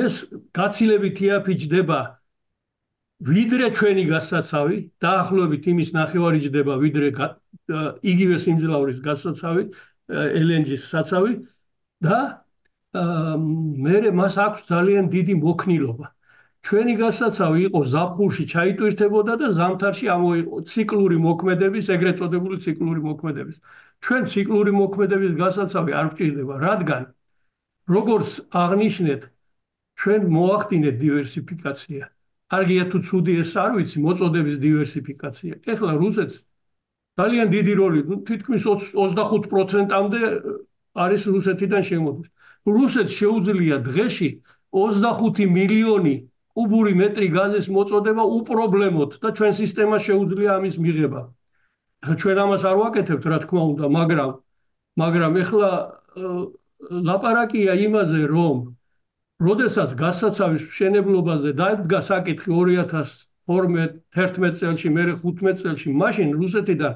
გაზის შემოსვლა იყო შეზღუდული მაქსიმუმ 4 მილიონი კუბური მეტრი დღეში დღეს თუ 25-დან 12-ს გაუშვებთ სომხეთში 13 მილიონის შემოსვლა შეიძლება აქ ეს არის პოლიტიკური საკითხი თუ გავხსენით და დივერსიფიკაცია გავაკეთეთ გასაცავი აღარც გვჭირდება ჩვენ გვჭირდება ოპერატიული საცავის საუკეთესო საშუალებაა LNG ოპერატიული საცავი რას ნიშნავს დღეს ჩავტვირთვე ხვალ ამოვიღე თუ დამჭირდა თქვათ იანვარში დამჭირდა ვიხმარე რამდენიმე დღე მერე კარგი ამინდი გამოვიდა ისევ ავამუშავე ჩემი გათხევადების საწარმო დავაგროვე და ასე შემდეგ ამიტომ მე გთხოვთ რომ მიწისქვეშა გასაცავზე ნუღა ვილაპარაკებთ იმიტომ რომ ამ პროექტის რეალიზების საშუალება არ არსებობს ჯერ ერთი გითხარით 80% ფული დახარჯულია მეორე იმის გამო რომ სამჯერ ძვირია ვიდრე ჩვეულებრივი არსებობს ალტერნატივა რომელიც ჩვენ დღეს გვჭირდება ეს არის ოპერატიული მოქმედების LNG საცავი არსებობს სხვა ალტერნატივებიც რომელზეც მე ახლა არ შევჩერდები ამიტომ მოდი ვიხმაროთ გაზის დარეზერვების საშუალება რომელიც აუცილებელია და გვჭირდება მაგრამ არა მიწისქვეშა გასაცავი ეს ერთი საკითხი მეორე საკითხი ეს სვანეთი ახსენეთ რამდენჯერმე გაზის მიმართულებით არ ახსენეთ თქვენ ელექტროენერგიის მიმართულებით ახსენეთ მაგრამ სვანეთსაც ხო კარგი იქნება რომ მივაწოდოთ აი თუ LNG-ის საცავი გვექნება ჩვენ ძალიან ადვილად გადავწყვეტ სვანეთის მომარაგებას შედარებით ადვილად შეიძლება გადავწყვიტოთ აფხაზეთის ენერგომომარაგებად გაზით ქსელი აფხაზეთში მაგალითად არსებობდა 1999 წელში არსებობდა სოხუმში გალში ოჩამჩირეში არსებობდა ის ქსელები არსებობს თუ არა არ ვიცი მაგრამ მილსადენის მიყვანა არ შეიძლება არ ზვირიჯდება სვანეთში მილსადენის მიყვანა თუშეთში მილსადენის მიყვანა უაზრობაა მაგრამ LNG-ის მიტანა ძალიან მოქნილი და კარგი საშუალებაა მესამე საკითხი კიდევ რაც მე მინდა გითხრათ ეს არის ფასების საკითხი აი, როდესაც თქვენ გამოწვევებზე ლაპარაკობდით 2014 წლიდან, როდესაც დოლარის შეფარდება ლართან იყო დაახლოებით 2-ზე ნაკლები, გაცილებით ნაკლები. დღეს არის 2.7. მაშინ როდესაც ჩვენ ვყიდულობთ დოლარში გაზს და ვყიდით ლარში. ძალიან წამგებიანია გაზის ბიზნესი ამის გამო. ბოლოს და ბოლოს გაზი არ არის, ასე ვთქვათ, პირველი მოხმარების საგანი და უნდა დამთავრდეს ეს და გაზს უნდა დაედოს ფასი. ხოლო იმ მოსახლეობას იმაშიც აბსოლუტურად ვეთანხმები მურმანსაც და საერთაშორისო სააგენტოსაც იმის შესახებ, რომ ხელმისაწვდომი უნდა იყოს, მაგრამ ხელმისაწვდომი იმის ხარჯზე კი არ უნდა იყოს, რომ მილიონერსაც, მილიარდერსაც და პენსიონერსაც ერთნაირად დაეხმარო გაზის მიწოდებაში. არამედ მიზნობრივად სახელმწიფო ბიუჯეტიდან პენსიონერს და გაჭირვებულ კაცს უფასოდ უნდა მიაწოდო გაზი, მაგრამ არა ყველას. ეს დოტაცია უნდა დამთავრდეს. ეს მესამე საკითხი და რაც შეეხება თესებს, აქ ლაპარაკი იყო რაღაც გაურკვეველია. ლაპარაკია, რა თქმა უნდა, იმ ძველ თესებზე, რომლებიც 70%-ით მეტ გაზს ხარჯავენ, ვიდრე ეს ორი ახალი თესი და კარგი იქნება, როგორც ბატონო სოსომ განაცხადა, იცით რა, ცოტა მთლად ისე არა თქვა, ჩვენ ავაშენოთ, ეს იმას არ ნიშნავს, რომ ის უნდა ფუნქციონირებდეს ახალი თესი.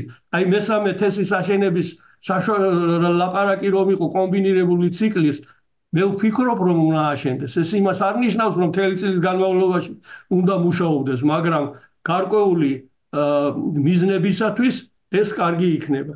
ეს იყო ყველაფერი, რაც მინდოდა მე თქვა, კიდევ ერთხელ დიდი მადლობა. მადლობა ბატონო თემურ, რამდენ პატარა კომენტარს დავამატებ, ეხლა ძალიან კვალიფიციური მოსაზრებები გამოთქვით ამ ყველაფერზე, მაგრამ კარგი იქნება, რომ იყოს კვლევები დადებული იმისა, რომ ეს რა ალტერნატივებია, იქიდან რომელი არის შესაძლებელი, რომელი არის შეუძლებელი. ანუ პროცესი გვჭირდება პროფესიული ანალიტიკური სამეცნიერო, რომელმაც უნდა უზრუნველყოს ენერგეტიკის განვითარება. ეხლა ყავს ჩვენ ბევრი ყავს გამორჩეული კვალიფიკაციის პროფესიონალები, მეცნიერები და ასე შემდეგ, მაგრამ თუ პროცესი არ არის, ხო, იმათი კვალიფიკაციაც ვერ პოულობს თავის გამოყენებას შესაბამისად. ამიტომ აი სწორედ ამაზე არის ლაპარაკი, რომ შეიქმნას რაღაცა პროცესი, როდესაც იქნება თუნდაც ამ ანალოგიური განხილვა პუბლიკაციები, რომელიც იქნება კვლევებზე დაფუძნებული და აქ არის როგორც უნივერსიტეტების როლი არის ასამაღლებელი, ანალიტიკური ცენტრების და ამათი კავშირი ინდუსტრიასთან გასაძლიერებელი. ეს არის ძალიან მნიშვნელოვანი რამ. ისე მადლობა მოსაზრებების გამოთქმისთვის და თუ რამე კვლევები არსებობს იმისა, თქვათ LNG-ს გამოყენება როგორ შეიძლება, ან შეფასებები იგივე, რა ვიცი, ამ გასაცავი იქნება თუ რა სხვა ალტერნატივები, რაც თქვენ ახსენეთ, იქნება ძალიან კარგი. ჩვენ მაგალითად ერთი მოსაზრება ძალიან ისეთი ჩემთვის მნიშვნელოვანი არის ის, რომ გაზის წვას იმაში, რა ქვია, გათბობისთვის სახლებში, ეხლა უმეტესობას აქვს უკვე კონდიციონერები, ჯობია გქონდეს ეფექტიანი თბოელექტროსადგური და არ ვამუშავებდეთ თუნდაც მაქსიმალურ დატვირთვაზე იმ რაღაც ძველ სადგურებს, რომელიც 70%-ით მეც ხარჯავენ და ხალხი გათბება ელექტრობით და ამითი დაიზოგება 40% გაზისა, რაც მოიხმარება იმაზე, გათბობაზე. აი ეს მარტივი შეფასება რაღაცა დევს გამოქვეყნება, მაგრამ ამის განხილვა უნდა მოხდეს რაღაცა, რომ ეს მოხდეს მერე საბოლოოდ პოლიტიკის დოკუმენტში როგორმე. ანუ პროცესი გვჭირდება, მადლობა დიდი. ბატონ დავითს ქონდა, ხო? ეს დავამატებ თუ შეიძლება. მადლობა ბატონო თემურ საინტერესო მოსაზრებისთვის, იმიტომ რომ მაგაზე ბევრჯერ იყო საუბარი გასაცავთან დაკავშირებით. გასაცავი არავინ ახლა ყოველ შემთხვევაში ჩვენ ხშირად ვსაუბრობთ, რომ გასაცავი თავის გაგებით მიწისქვეშა უნდა იყოს, აირად მდგომარეობაში თუ თხევადი უნდა იყოს LNG, ჩვენთვის თავარია, რომ გაზის ის საკმარისი რაოდენობა როცა გჭირდება უნდა გქონდეს შიდა რესურსი, ხო? ამიტომ გეთანხმებით აბსოლუტურად და ჩვენც მაგას გულისხმობთ, რომ მიზანი უნდა იყოს თავარი, რომ მიწოდების უსაფრთხოების ნაწილში გქონდეს საკმარისი რაოდენობის ის გაზი, რომელიც ზამთარში თუ როცა პიკური ის არის გჭირდება, ამას როგორ უზრუნველყოფთ? ეს იქნება LNG-ით, ეს იქნება მიწისქვეშა აირადი გასაცავით თუ თქვათ მეზობელ ქვეყანაში გასაცავის ქირაობა, ხო, როგორც თქვათ ევროკავშირის ქვეყნები აკეთებენ, სლოვაკეთი, ჩეხეთი, უნგრეთი ერთმანეთს იმაშვებენ, აქირავებენ ამ იმას, ხო, რეზერვებს. მეორე ის არის. სვანეთთან დაკავშირებით ახსენეთ, რომ გაზიფიცირება კარგი იქნება. როგორც მახსოვს, ბოლო ძალიან დიდი კვლევა, რომელიც გაზიფიცირების თემას ეხებოდა საქართველოში, USAID-ის ხარჯსარგებლის ანალიზმა ყველა თითქმის უმეტესობა ყველა პროექტი აჩვენა, რომ წამგებიანია ქვეყნისთვის თუ მაღალმთიან სოფლებში მოხდება გაზიფიცირება. ანუ არანაირი გამართლება ვთქვათ ამ ნაწილს არ აქვს და რაზეც ახლა ვსაუბრობდით, რომ ვთქვათ ეს შეიძლება ეფექტური თბოელექტროსადგურებით მოხდეს თბური ტუმბოების უზრუნველყოფა, ვთქვათ, ან სხვა განახლებადი ენერგიის წყაროების გამოყენება, ეს საკმაოდ ისე იქნება, ხო, ეფექტური ამ შემთხვევაში.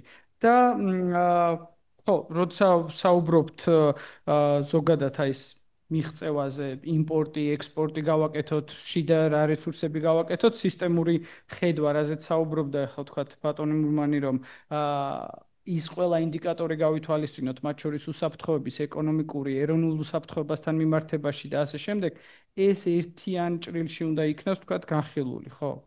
მადლობა კიდევ ერთხელ და ვინმეს თუ აქვს კითხვები ან კომენტარები ონლაინ, შემიძლია პირდაპირ ჩაერთო. შეიძლება? კი ბატონო. არა. მოგესალმებით. თემურ მიქიაშვილი. კი ბატონო. რა თქმა უნდა ძალიან საინტერესო კონფერენციაა. მაგრამ მე მგონია რომ კონფერენციის ბოლოს უკვე წავედით ძალიან დეტალური საკითხების განხილვაზე და რაღაც თემების გამოყოფაზე. მე მაქვს შეკითხვა და მე მაქვს მოსაზრება.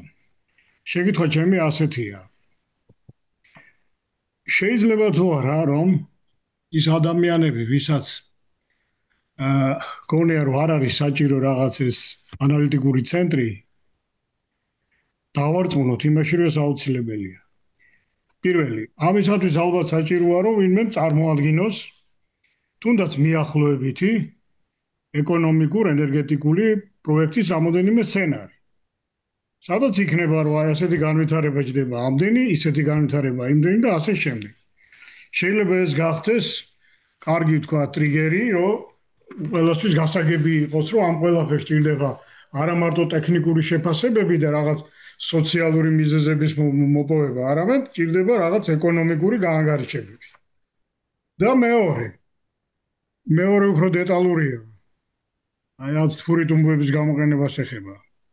მაგრამ დღეს იმ ელექტროენერგიის ფასებში და გაზის იმ ფასებში, რომელსაც მომხმარებელი მოიხმარს მოსახლეობა, იმისათვის რომ თბური ტუმბო უფრო ეკონომიკური გამოვიდეს და გადაიხადოს, თქვათ, მაცხოვრებელმა თბური ტუმბოთი მიღებული სითბოს დანახარჯი, მაშინ მისი გარდაქმნის კოეფიციენტი უნდა იყოს 4-ზე მეტი, ან გაზის ფასი უნდა იყოს კიდევ უფრო მეტი.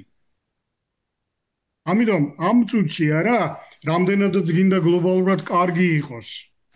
თქვათ, თბური ტუმბოების გამოყენება ქვეყნის მასშტაბით და გაზის დაზოგვის თვალსაზრისით, მომხმარებლისთვის ეს ფინანსურად არის არამომგებიანი. ამიტომ ამ ყველაფერს ეს კიდე ერთხელ ადასტურებს იმას, რომ ჭირდება კომპლექსურად დანახვა და აი ამ ფასებზე ზრუნვა, რა როგორი უნდა იყოს. აი ეს მინდოდა რომ მეთქვა, მადლობა. მადლობა თემურ ბატონო შეკითხვებისთვის. ორივეზე არის ესეთი პასუხი დაახლოებით, რომ ორივეზე არის გაკეთებული გათვლები.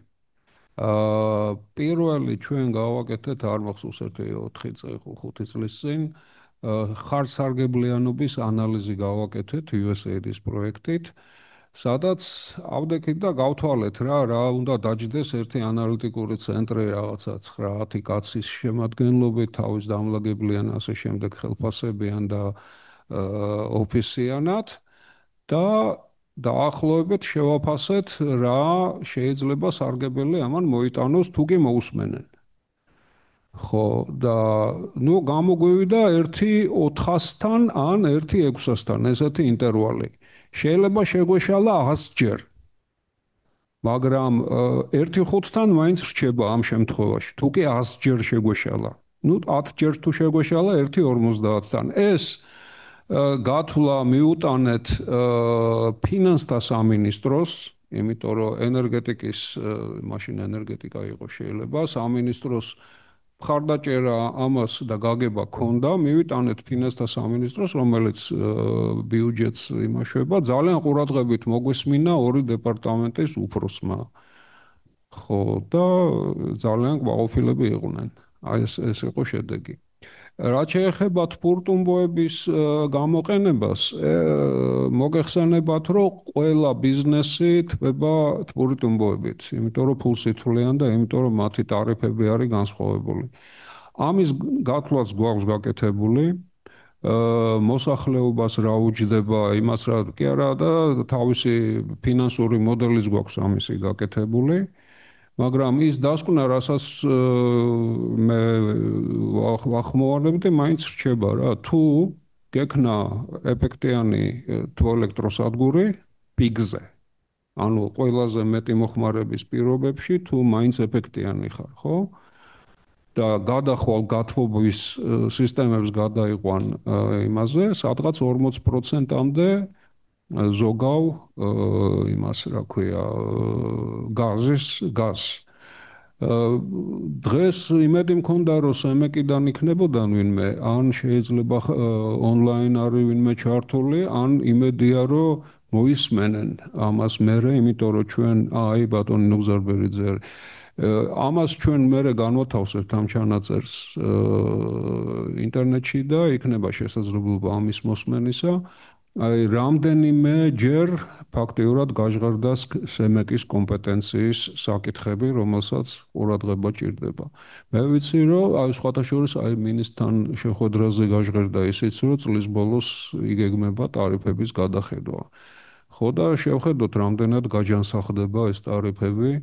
ნამდვილად არავის არ უხარია ის, რომ რაღაცა მეც გადაიხდის, მაგრამ როგორც ბატონმა თემურმა ახსენა, მოდი რა, ვისაც შეიძლება აქვს იმან გადაიხადოს, რაც ღირს ეს პროდუქტი და დავეხმაროთ მათ, ვისაც შეიძლება აკლია. მადლობა. გიორგი ამოზაშვილი. ესე იგი, გამოხვალ იქაც გამოჩნდა. კი ბატონო, გამოვალ. საღამოშვიდობისა, მოგესალმებით ყველას.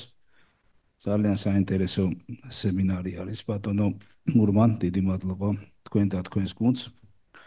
კი ბატონო, ესე იგი მე მინდა ხაზი გაუსვა ამ საკითხის საჭიროებას რა, რასაც ქვია ენერგეტიკული უსაფრთხოება. ეს არა მარტო გრძელვადიან ჭრილში უნდა იყოს განხილული, არამედ მოკლევადიან ჭრილშიც, იმიტომ რომ ჩვენ გვაქვს ამისი მაგალითები წარსულში და გარკვეული გაკვეთილები მივიღეთ ამ წარსული გამოცდილებიდან გამომდინარე.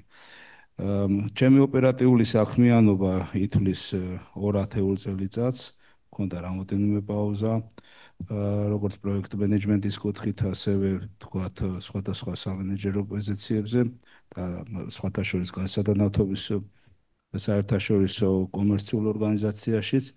ერთ რამეს მინდა ხაზი გაუსმა.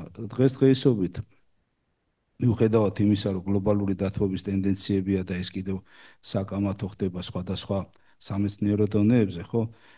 დღესდღეობით ჩვენ ქვეყანაში არ ყოფილა ისეთი მკაცრი ზამთარი, ისეთი დაბალი ტემპერატურის ყინვები, როდესაც გამოიზრდებოდა ჩვენი სისტემის მეტექობა.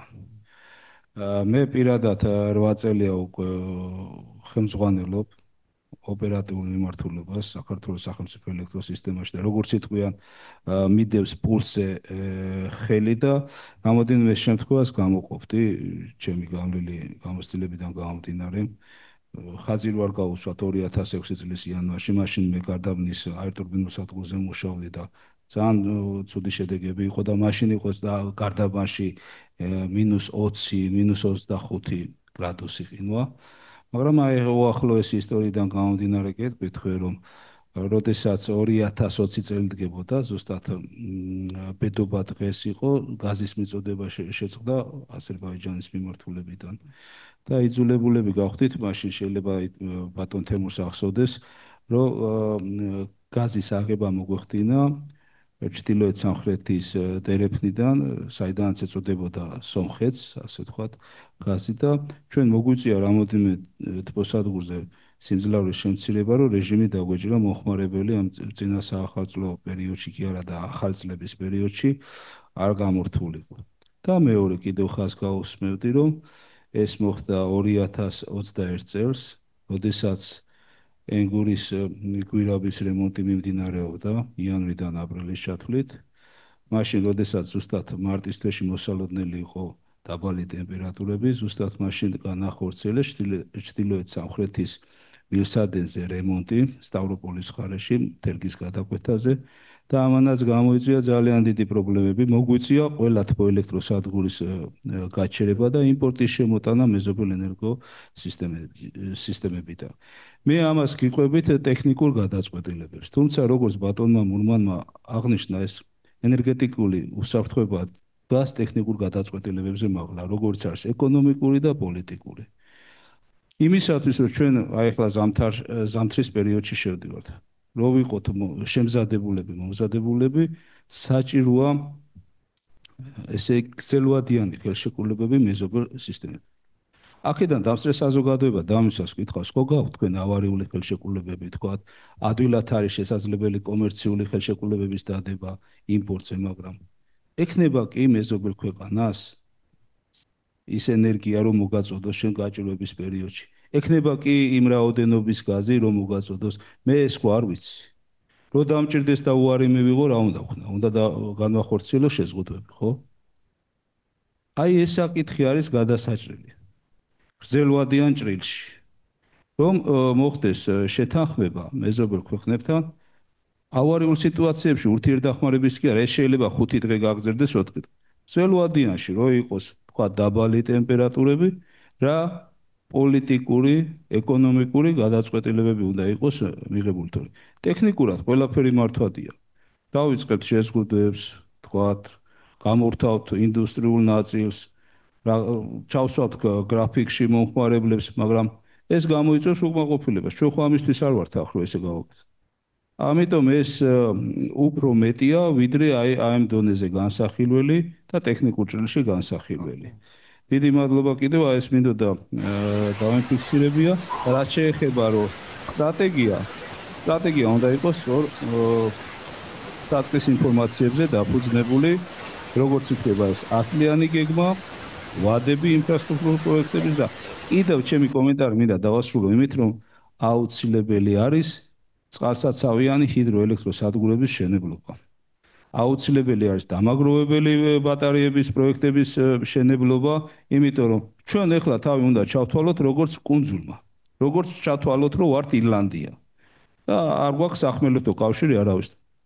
კი ბატონო, ისრაელი არაბულ ქვეყნებში ჩაძირული ქვეყანა და აღორძინებული ქვეყანა და აი ამ კუთხით შეიძლება ძვირი დაждდეს ეს ყველაფერი ინფრასტრუქტურულად მოწყობა, მაგრამ უსაფრთხოებას მე შეაფასებს. ის მომენტი რომ დადგება და მიიღებს ქვეყანა ეკონომიკურ ზარალს, ამას მინდა ითვლის მერე. ჩვენ ეს განვიცადეთ აგერ ბატონი პაატა, ბატონი დავითი ბრძანდება 90-იან წლებში ძალიან მძიმედ განვიცადეთ ხუდონის არაშენების ეფექტი. ჩვენმა თაობამ და რო არა ხუდონის არაშენების მოვლენა და ენერგოკრიზისები შეიძლება ბევრი ჩვენთაგანი ენერგეტიკოსიც არ ყოფილიყო და სხვა პროფესიებს დაუფლებოდით. დიდი მადლობა ბატონო. მადლობა ბატონ გიორგი. ორი კომენტარები, ერთი რომ იმ მეზობელ ქვეყანას უნდა კონდეს ერთი და მეორე უნდა უღირდეს და უნდოდეს რომ მოგაწოდოს. ხო, აი ამას ჭირდება პოლიტიკური და მეორე რაც შეეხება ჰიდროელექტროსადგურებს, ისე როგორც ბატონ თემურ გოჩიტაშვილს, ხო? კვლევები უნდა იდოს დამაჯერებელი, რომელსაც და არა მოსაზრებები. მეც მეთანხმები, რა თქმა უნდა, მაგრამ როდესაც არის დადებული კვლევა და ალტერნატივები და მაია და მერიდათი. ხო? მოგზაურობერია, მეც მაიას უნდა მოდი ქალბატონს მეც. ხო ბატონო. აი აქ მოგზავნდით მე იმას ერთი კი ბატონო, ერთი და ამავისგლა რომ დავემატებინა, რომ ხაზგასმა მოვახდინოთ კვლევა განვითარებაზე და ინოვაციებზე. ყველა ქვეყანამ აი ეს თვითონ ნესპირაც არის დოკუმენტი, იქაც კი არის გათვალისწინებული განვითარების სექტორი, 5 კომპონენტზეა დაფუძნებული: დეკარბონიზაცია, ბაზრების შეწყვილება, ენერგოეფექტურობა, ენერგოუსაფრთხოება და ინოვაციები, კვლევა განვითარება. ჩვენ ამისთვის საქართველოში დავაარსეთ საერთაშორისო დიდი ენერგეტიკული ქვეყნების სიგრე ორგანიზაცია. 8 წელზე მეტია ფუნქციონირებს, რომელმაც ისეთი განვითარება ვერ პოვა და სამწუხაროდ მე გული მტკივა, რომ ვერ პოვა ესეთმა პლატფორმა განვითარება, იმიტომ რომ ეს არის 100 წელზე დიდი ხნის მოღვაწეობის ორგანიზაცია არის, სადაც არის გაერთიანებული ექსპერტები მსოფლიოდან და 16 კვლევითი ჯგუფია და ახალგაზრდებს უნდა მიეცეთ საშუალება, ეს იქნება ტექნიკური უნივერსიტეტი, ეს უნივერსიტეტი იქნება აკაკი წერეთლის, შოთა რუსთაველის, რომ ამ პლატფორმებზე, ამ სამუშაო ჯგუფებში იყვნენ ჩართულები და ეს ახალგაზრდები იყვნენ დაფინანსებული ბიზნეს სექტორიდან.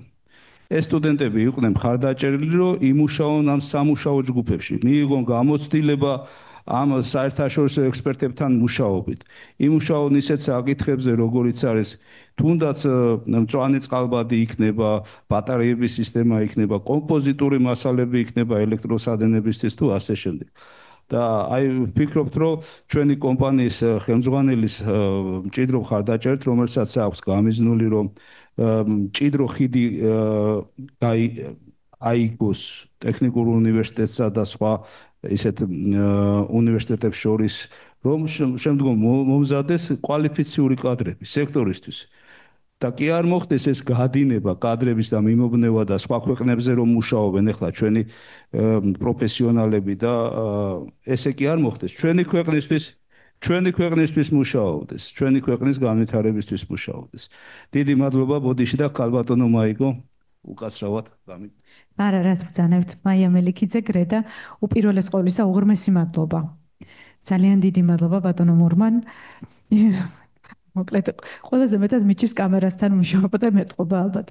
ძალიან საინტერესო იყო ნამდვილად მნიშვნელოვან საკითხებს გაუსვით ხაზი. ჩემი შეკითხვა და თხოვნა მდგომარეობის შემდეგში ამას როგორ ვაგრძელებთ, ანუ მომავალში რას ვაკეთებთ, როგორ შემდეგი ნაბიჯები რა იქნება და კერძო სექტორს რაში შეგვიძლია რომ დაგეხმაროთ. ის რაც გიორგიმ თქვა, პრინციპში ამის თქმაც მინდოდა research and development-ი, ანუ კვლევა და განვითარების ნაწილზე მზად ვართ რომ ჩავერთოთ, იმიტომ რომ ის სჭირდება კერძო სექტორს და ხშირად ამბობენ ხოლმე რომ დაგვეხმარეთ, კადრები გადაგვამზადებინეთ, უფრო კვალიფიციური გვჭირდება და მზად არიან ამაში თანხაც გადაიხადონ. ხო, აი ეს მინდოდა რომ მეთქვა. ძალიან დიდი მადლობა. მადლობა შეკითხვისთვის. მე რა თქმა უნდა ფართო იმას გეგმებს ვერ დავსახავ, მე რას ვაპირებ იმას გეტყვით. მე წამოვიწყე ამაზე ფიქრი და ამაზე ფიქრს გავაგრძელებ და შეიძლება რაღაც ჩონჩხი გამომივიდეს იმისა თუ როგორი უნდა იყოს საქართველოსთვის მეთოდიკა, ანუ როგორ უნდა ვიმუშაოთ ენერგეტიკულ უსაფრთხოებაზე. თუ გამომივიდა რაღაც ისეთი, რომ თქვენი ყურადღების ღირსი იქნა, მაშინ სიამოვნებით მოგახსენებთ. ეს ერთი, მეორე, ჩვენ აქ გვქონდა სამაგისტრო პროგრამა, რომელიც დავხურეთ იმითი მოსაზრებით, რომ ინგლისურენოვანი და უფრო მაღალხარისხიანი პროგრამა გავაკეთოთ, სადაც უკვე საერთაშორისო კლასის პროფესიონალებს მოვამზადებთ. ეს ჯერ არ მიგვიწვევია, თუმცა მაინც გარემოებებს ვაკვირდებით, როგორ განვითარდება და ამ მიმართულებითაც ვფიქრობთ.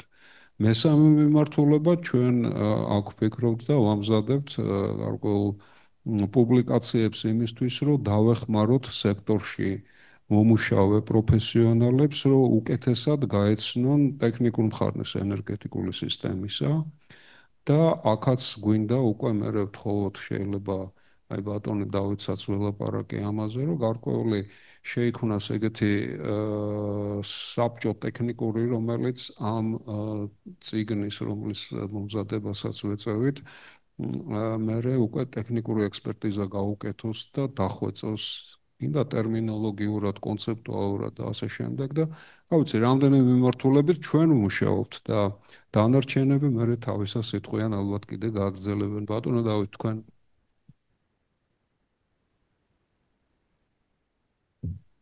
მოგესალმებით ძალიან კარგია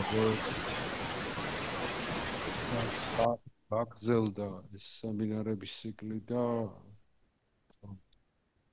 ძალიან შევწუხდი რომ მოედი ცოტა ადამიანი იყო და ეხლა რომ ნახე რომ ონლაინ ჩართული ცოტა უკეთეს გუნებ განწყობაზე მოვედი დღეს თელი დღეა ასეთ სემინარზე ვარ ბალონ პატაც იყო უნდა მოსულიყო სამინისტროში იყო ისე უსაფრთხოების თემებს ეხებოდა ენერგეტიკული ობიექტების უსაფრთხოებას ტექნიკურ უსაფრთხოებას და იქ აღნიშნული იყო რომ იქაც პრობლემა ზუსტად იგივეა ეს არის საკადრო შიმშილი რომ რეალურად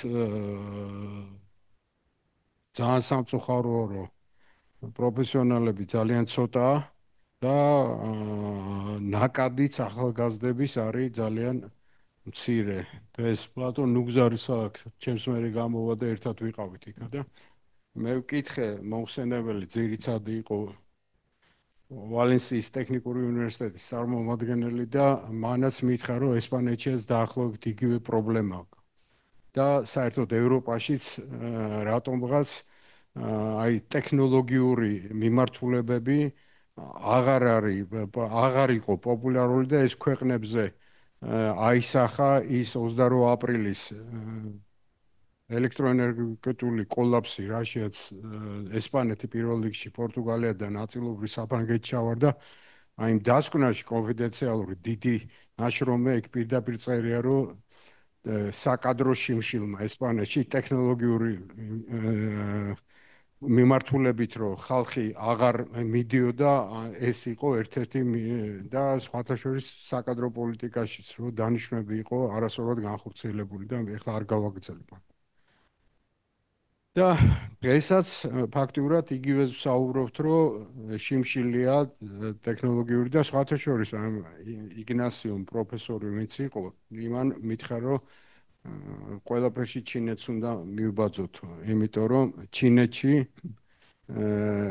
ბუმია და მომზადება და ახალგაზრდების ლტოლვა არის ტექნოლოგიურ უნივერსიტეტებში. მე ერთ რამესაც გეოფიზიკოსი იყო პროფესორი ჩამოსული კოლორადოს უნივერსიტეტის, რომელთანაც ძალიან დიდი ხნის უნივერსიტეტი და დათო მითხარი 5 ტექნოლოგიური საუკეთესო ინსტიტუტიო უნივერსიტეტი მსოფლიოშია და ნუ დავიწყე მე ჩამ მასაჩუსეტსში გამაჩერა რა მე ხო იცი როგორი ირლანდიელია წარმომავლობით და პირველი ჩინური მეორე ჩინური მესამე ჩინური მეოთხე ჩინური და მეხუთეო შეიძლება მასაჩუსეტსი იყოსო რატომ ვეთქი მეხუთე ხო არის მეხუთე და არა მეხუთესაც რატომ გეუნე მე მხოლოდ 4-ში 6 თვის განმავლობაში 4-ში მომიწია ყოფნა ხო და აი ესეთი რამ ხდება მსოფლიოში და ამიტომ ძალიან საჭიროა, არ ვიცი როგორ მოხდება იმ დღეს. სულხან ზუმბულიძეს ველაპარაკე და მანაც მითხრა რომ ძალიან დიდი პრობლემაა. რომ ინჟინრის პოვნა არის პრობლემა. შესაძლებელია რაღაც ქვეყანამაც მოვაკელით მთელი 50 წლის განმავლობაში რომ ახალგაზრდები საინჟინრო სპეციალობებზე ვერ მივიზიდეთ. თითქოს მოთხოვნილება დაიკარგა. და დღეს ამას და ხვალზე გაცილებით უფრო ვიგზნობთ ალბათ ყველა ერთად. და წყალსაცავი ჰესებზე. იცით რომ ბუნებრივია რომ საჭიროა და მე გიორგის რომელიც სხვათა შორის ერთ-ერთი პირველი სტაჟიორი იყო ჩინეთში. 2003 წელს პირველი სტაჟირება ჩინურ ენერგოსისტემაში გაიარა და ხო ხო, ძიდი ნახტომი, ისეთი ნახტომი, რომ მართლად ჩაიქროლეს ხო და რა მინდა ვთქვა, რომ წყალსაცავი დღეს რო დავიწყოთ, აი საუკეთესო ვარიანტი, გნებავთ ხუდონის ძველი ვარიანტი, იმიტომ რომ კონსერვატორია მიმაჩნია, რომ ენერგეტიკისთვის ყველაზე კარგი ვარიანტი იყო ის ხუდონი. გნებავთ ნამახვანიც, გადაკეთებული ვარიანტი, რომელიც აუცილებელია გაკეთდეს და თქვათ ნესკრა და ჰიდროაკუმულაცია. წყალსაცავიან ჰესებს მინიმუმ 8 წელი დაჭირდება. დღესა ვართ 2025 წელს, ესე იგი სადღაც 33-34 წელს. ჰიდროაკუმულაცია შეიძლება ცოტა ნაკლები, იქ სხვა პრობლემებია, თორე შეიძლება ცოტა ნაკლები დაჭირდეს და ასევე დღეს არ გვილაპარაკია ერთ-ერთ დიდ და ტაქტიკურ პრობლემაზე ენგურის არა ფუნქციონალურად გამოყენებაზე, რომელიც აი უზარმაზარი ტექნიკური ამოცანა მართვისთვის, სისტემის მართვისთვის, რომ რეალურად შარშან მაგალითად ნოემბერში წყალი არ ქონდა. წელსაც საკმაოდ შედარებით უკეთესი მდგომარეობა, ვიდრე შარშან იყო, მაგრამ 470-ის ფარგლებშია დღეს და ნუ შედარებით, მაგრამ რეალურად ამ პერიოდში უნდა იყოს 500 მაინც უნდა იყოს, რომ ჩვენ სისტემა და თქვენ ვისაც პულსზე გიჭირავთ ხელი და სისტემის მდგრადობას აკონტროლებთ, რომ ეს გქონდეთ. რაც ახსენე გიორგი, ასევე ძალიან კარგია, რომ ბატარეებზე დავიწყეთ ლაპარაკი. ბატარეა რო ქსანი გაკეთება და ძალიან გამიხარდა რომ 2 საათიანზე გეკეთება, იმიტომ რომ ფაში 1 საათიანი უფრო ძვირიჭდება ვიდრე ისა და ძალიან კარგია და კიდე რამდენიმე ესეთი პროექტია ბატარეების მოგეხსენება შენ და აუცილებლად ჭირდება ამ სისტემას. სხვანაირად ჩვენ იმ რაოდენობის განახლებადის ინტეგრაცია გაგვიჭირდება.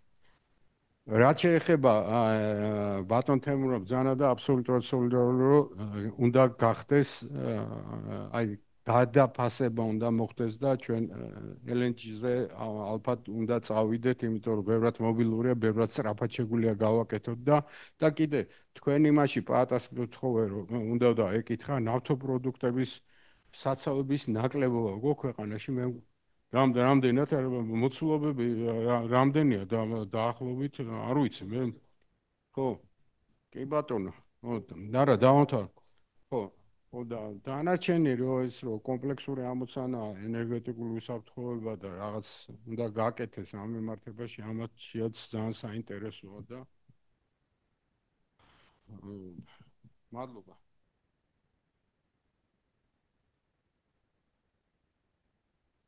ბატონო გზარ გისმენთ ბოდიშით რო გაცდები ერთთან მოგესალმებით ისმის ხო ჩემი ხმა კი ისმის მოგესალმებით ძალიან დიდი მადლობა ესეთი საინტერესო შინაარსიანი ღონისძიებისათვის განსაკუთრებით მომეწონა ბატონი მურმანის წიაღსვლები ენერგეტიკულ დამოუკიდებლობის და ენერგეტიკული უსაფრთხოების ასე ვთქვათ შედარებასთან მიმართებაში და ვეთანხმები აბსოლუტურად ამაში რაც შეეხება სემეკის ხსენებას ტარიფებთან მიმართებაში მინდა გითხრათ რომ მოგეხსენებათ რომ სემეკი გადასულია ასე ვთქვათ ტარიფების წამახალისებელ რეგულირებაზე 5 წლიანი ციკლით წელს რა თქმა უნდა გადაითვლება აუცილებლად ტარიფები და ტარიფების გადასვლისას რა თქმა უნდა პირველ რიგში გაითვალისწინება ის ხარჯები რომელიც ჯდება კილოვატ-საათის მიწოდება მოხმარებლებისათვის და ამ კუთხით საკმაოდ ხანგრძლივი პროცესია თითქმის 6 თვიანი პერიოდის განმავლობაში ხდება ინტენსიურად დაანგარიშებები და ასე ვთქვათ აუდიტი ხარჯებისა და აქედან გამომდინარე წინასწარ რაიმეზე საუბარი შეუძლებელია, თუმცა ნუ პერიოდულად მიმდინარეობს ამასთან დაკავშირებით კონსულტაციები კომპანიებთან და ასე შემდეგ. ხარჯების ანალიზია ძირითადად. ასე რომ წინასწარ თქვა იმისა თუ როგორი იქნება და რა დონეზე შენარჩუნდება ტარიფები, ამაზე რა თქმა უნდა ვერაფერს ვერ გეტყვით. რაც შეეხება ესე ვთქვათ ტარიფების დონეს და იმ საფეხურებრივ ტარიფებს, რა თქმა უნდა, ჩვენ ვფიქრობთ, რომ მე ვფიქრობ პირადად და ზოგადად პოზიციაც ესეთია, რომ აუცილებელია რომ არსებობდეს მოტყულადი მოხმარებლების სახელმწიფო პოლიტიკა, როდესაც აუცილებლად ის მოხმარებელი მიიღებს დახმარებას და სუბსიდირებას, რომელსაც სჭირდება სწორედ მისი ეკონომიკური მდგომარეობიდან გამომდინარე და ამ თვალსაზრისით ჩემი აზრით აქ უფრო ასე ვთქვათ მთავრობის კომპეტენცია ეს საკითხი, ისევე კი ითვლის მხოლოდ და მხოლოდ ხარჯებს და ტარიფებს, რომელიც არის ხარჯების ამსახველი. რაც შეეხება ანალიტიკურ ენერგეტიკურ ცენტრს მე აბსოლუტურად სოლიდარული ვარ და ვფიქრობ დღესაც მქონდა საუბარი მე და ბატონ დავით იმასთან დაკავშირებით რომ აუცილებელია ისეთი ანალიტიკური ცენტრის არსებობა რომელიც წინასწარ განსაზღვრავს დაითulis როგორია ქვეყნის მოხმარება სწორედ იმ განვითარების ტრენდებიდან გამომდინარე რომელიც ჩვენს ეკონომიკას აქვს და იმ საჭიროებიდან გამომდინარე რომელიც ქვეყანას აქვს ასე რომ ამ კუთხით აბსოლუტურად სოლიდარული ვარ ჩვენ ამ თემებთან და ასევე მინდა ორიოდი სიტყვა ვთქვა ენერგეტიკის სასწავლო ცენტრთან დაკავშირებით რომელიც დირექტორის მოადგილე ამჟამად გახლავართ და მინდა გითხრათ რომ ამ ცენტრის ჩამოყალიბება სწორედ დაკავშირებული იყო იმასთან რომ ჩვენ გვჭირდება ახალი ინოვაციური ცოდნის შემოტანა სექტორში განსაკუთრებით აქტიურად მუშაობთ უშუალოდ რეგულირებად კომპანიებთან ამ კუთხით და ასევე საზოგადოების ცნობიერების ამაღლებაზე და ამ კუთხით ცენტრს ასევე დაგეგმილი აქვს ძალიან მნიშვნელოვანი ღონისძიებები რომელიც დაკავშირებულია სწორედ ასე ვთქვათ ელექტროსადგურების ოპერირების საკითხებთან და ამაზე ეხლა ინტენსიურად მიმდინარეობს მუშაობა. ნუ სხვა რაც შემიძლია მინდოდა მეთქვა ეს იყო სულ თუ რაიმე შეკითხვა ესე ვთქვათ სემეკთან მიმართებაში მზად ვარ გიპასუხოთ. სამწუხაროდ აღარ გვაქვს ჩვენ დრო ისედაც ძალიან მოთმინებით კარგახანია ამდენი ხალხი არის ჩართული ონლაინ რაც დიდი მადლობა გვინდა უთხრათ და სამომავლოდ იმედია დროის მენეჯმენტს გავაუმჯობესებთ უფრო კონკრეტულ თემებზე ვილაპარაკებთ მათ შორის შეიძლება გავაკეთოთ უფრო პანელური განხილვები სადაც წინასწარ მომზადებული შეკითხვებით და პასუხებით უფრო მოკლევადეში შევეცდებით რომ ჩავეტიოთ და მსმენელებისთვის უფრო ადვილი და საინტერესო გავხადოთ. რაც შეეხება ნავთობპროდუქტების მარაგებს, ბატონ დავითის შეკითხვა იყო, ეს არის ევროკავშირის ერთ-ერთი დირექტივის მოთხოვნა, რომ ქვეყანას უნდა ქონდეს 3 თვის მარაგი და როდესაც დათვალეს თუ რამხელა მარაგებია და რა დაჯდება ეს ყველაფერი. აი ეს არის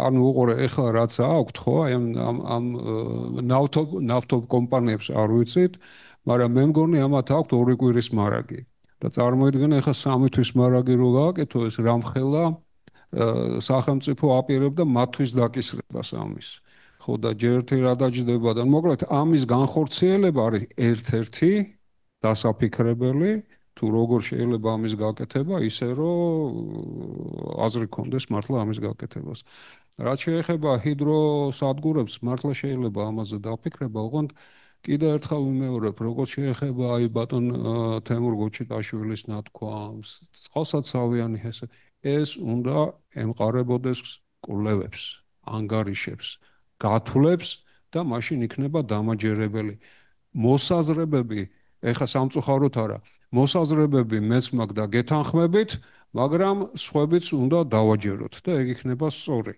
ყველას დიდი მადლობა დღევანდელი შეხვედრაში აქტიური მონაწილეობისთვის ჩვენ იმედი გვაქვს რომ გავაგრძელებთ და ვეცდებით უფრო მოკლე საინტერესო ხარტი გავხადოთ ჩვენი შემდგომი საუბრები მადლობა ყველას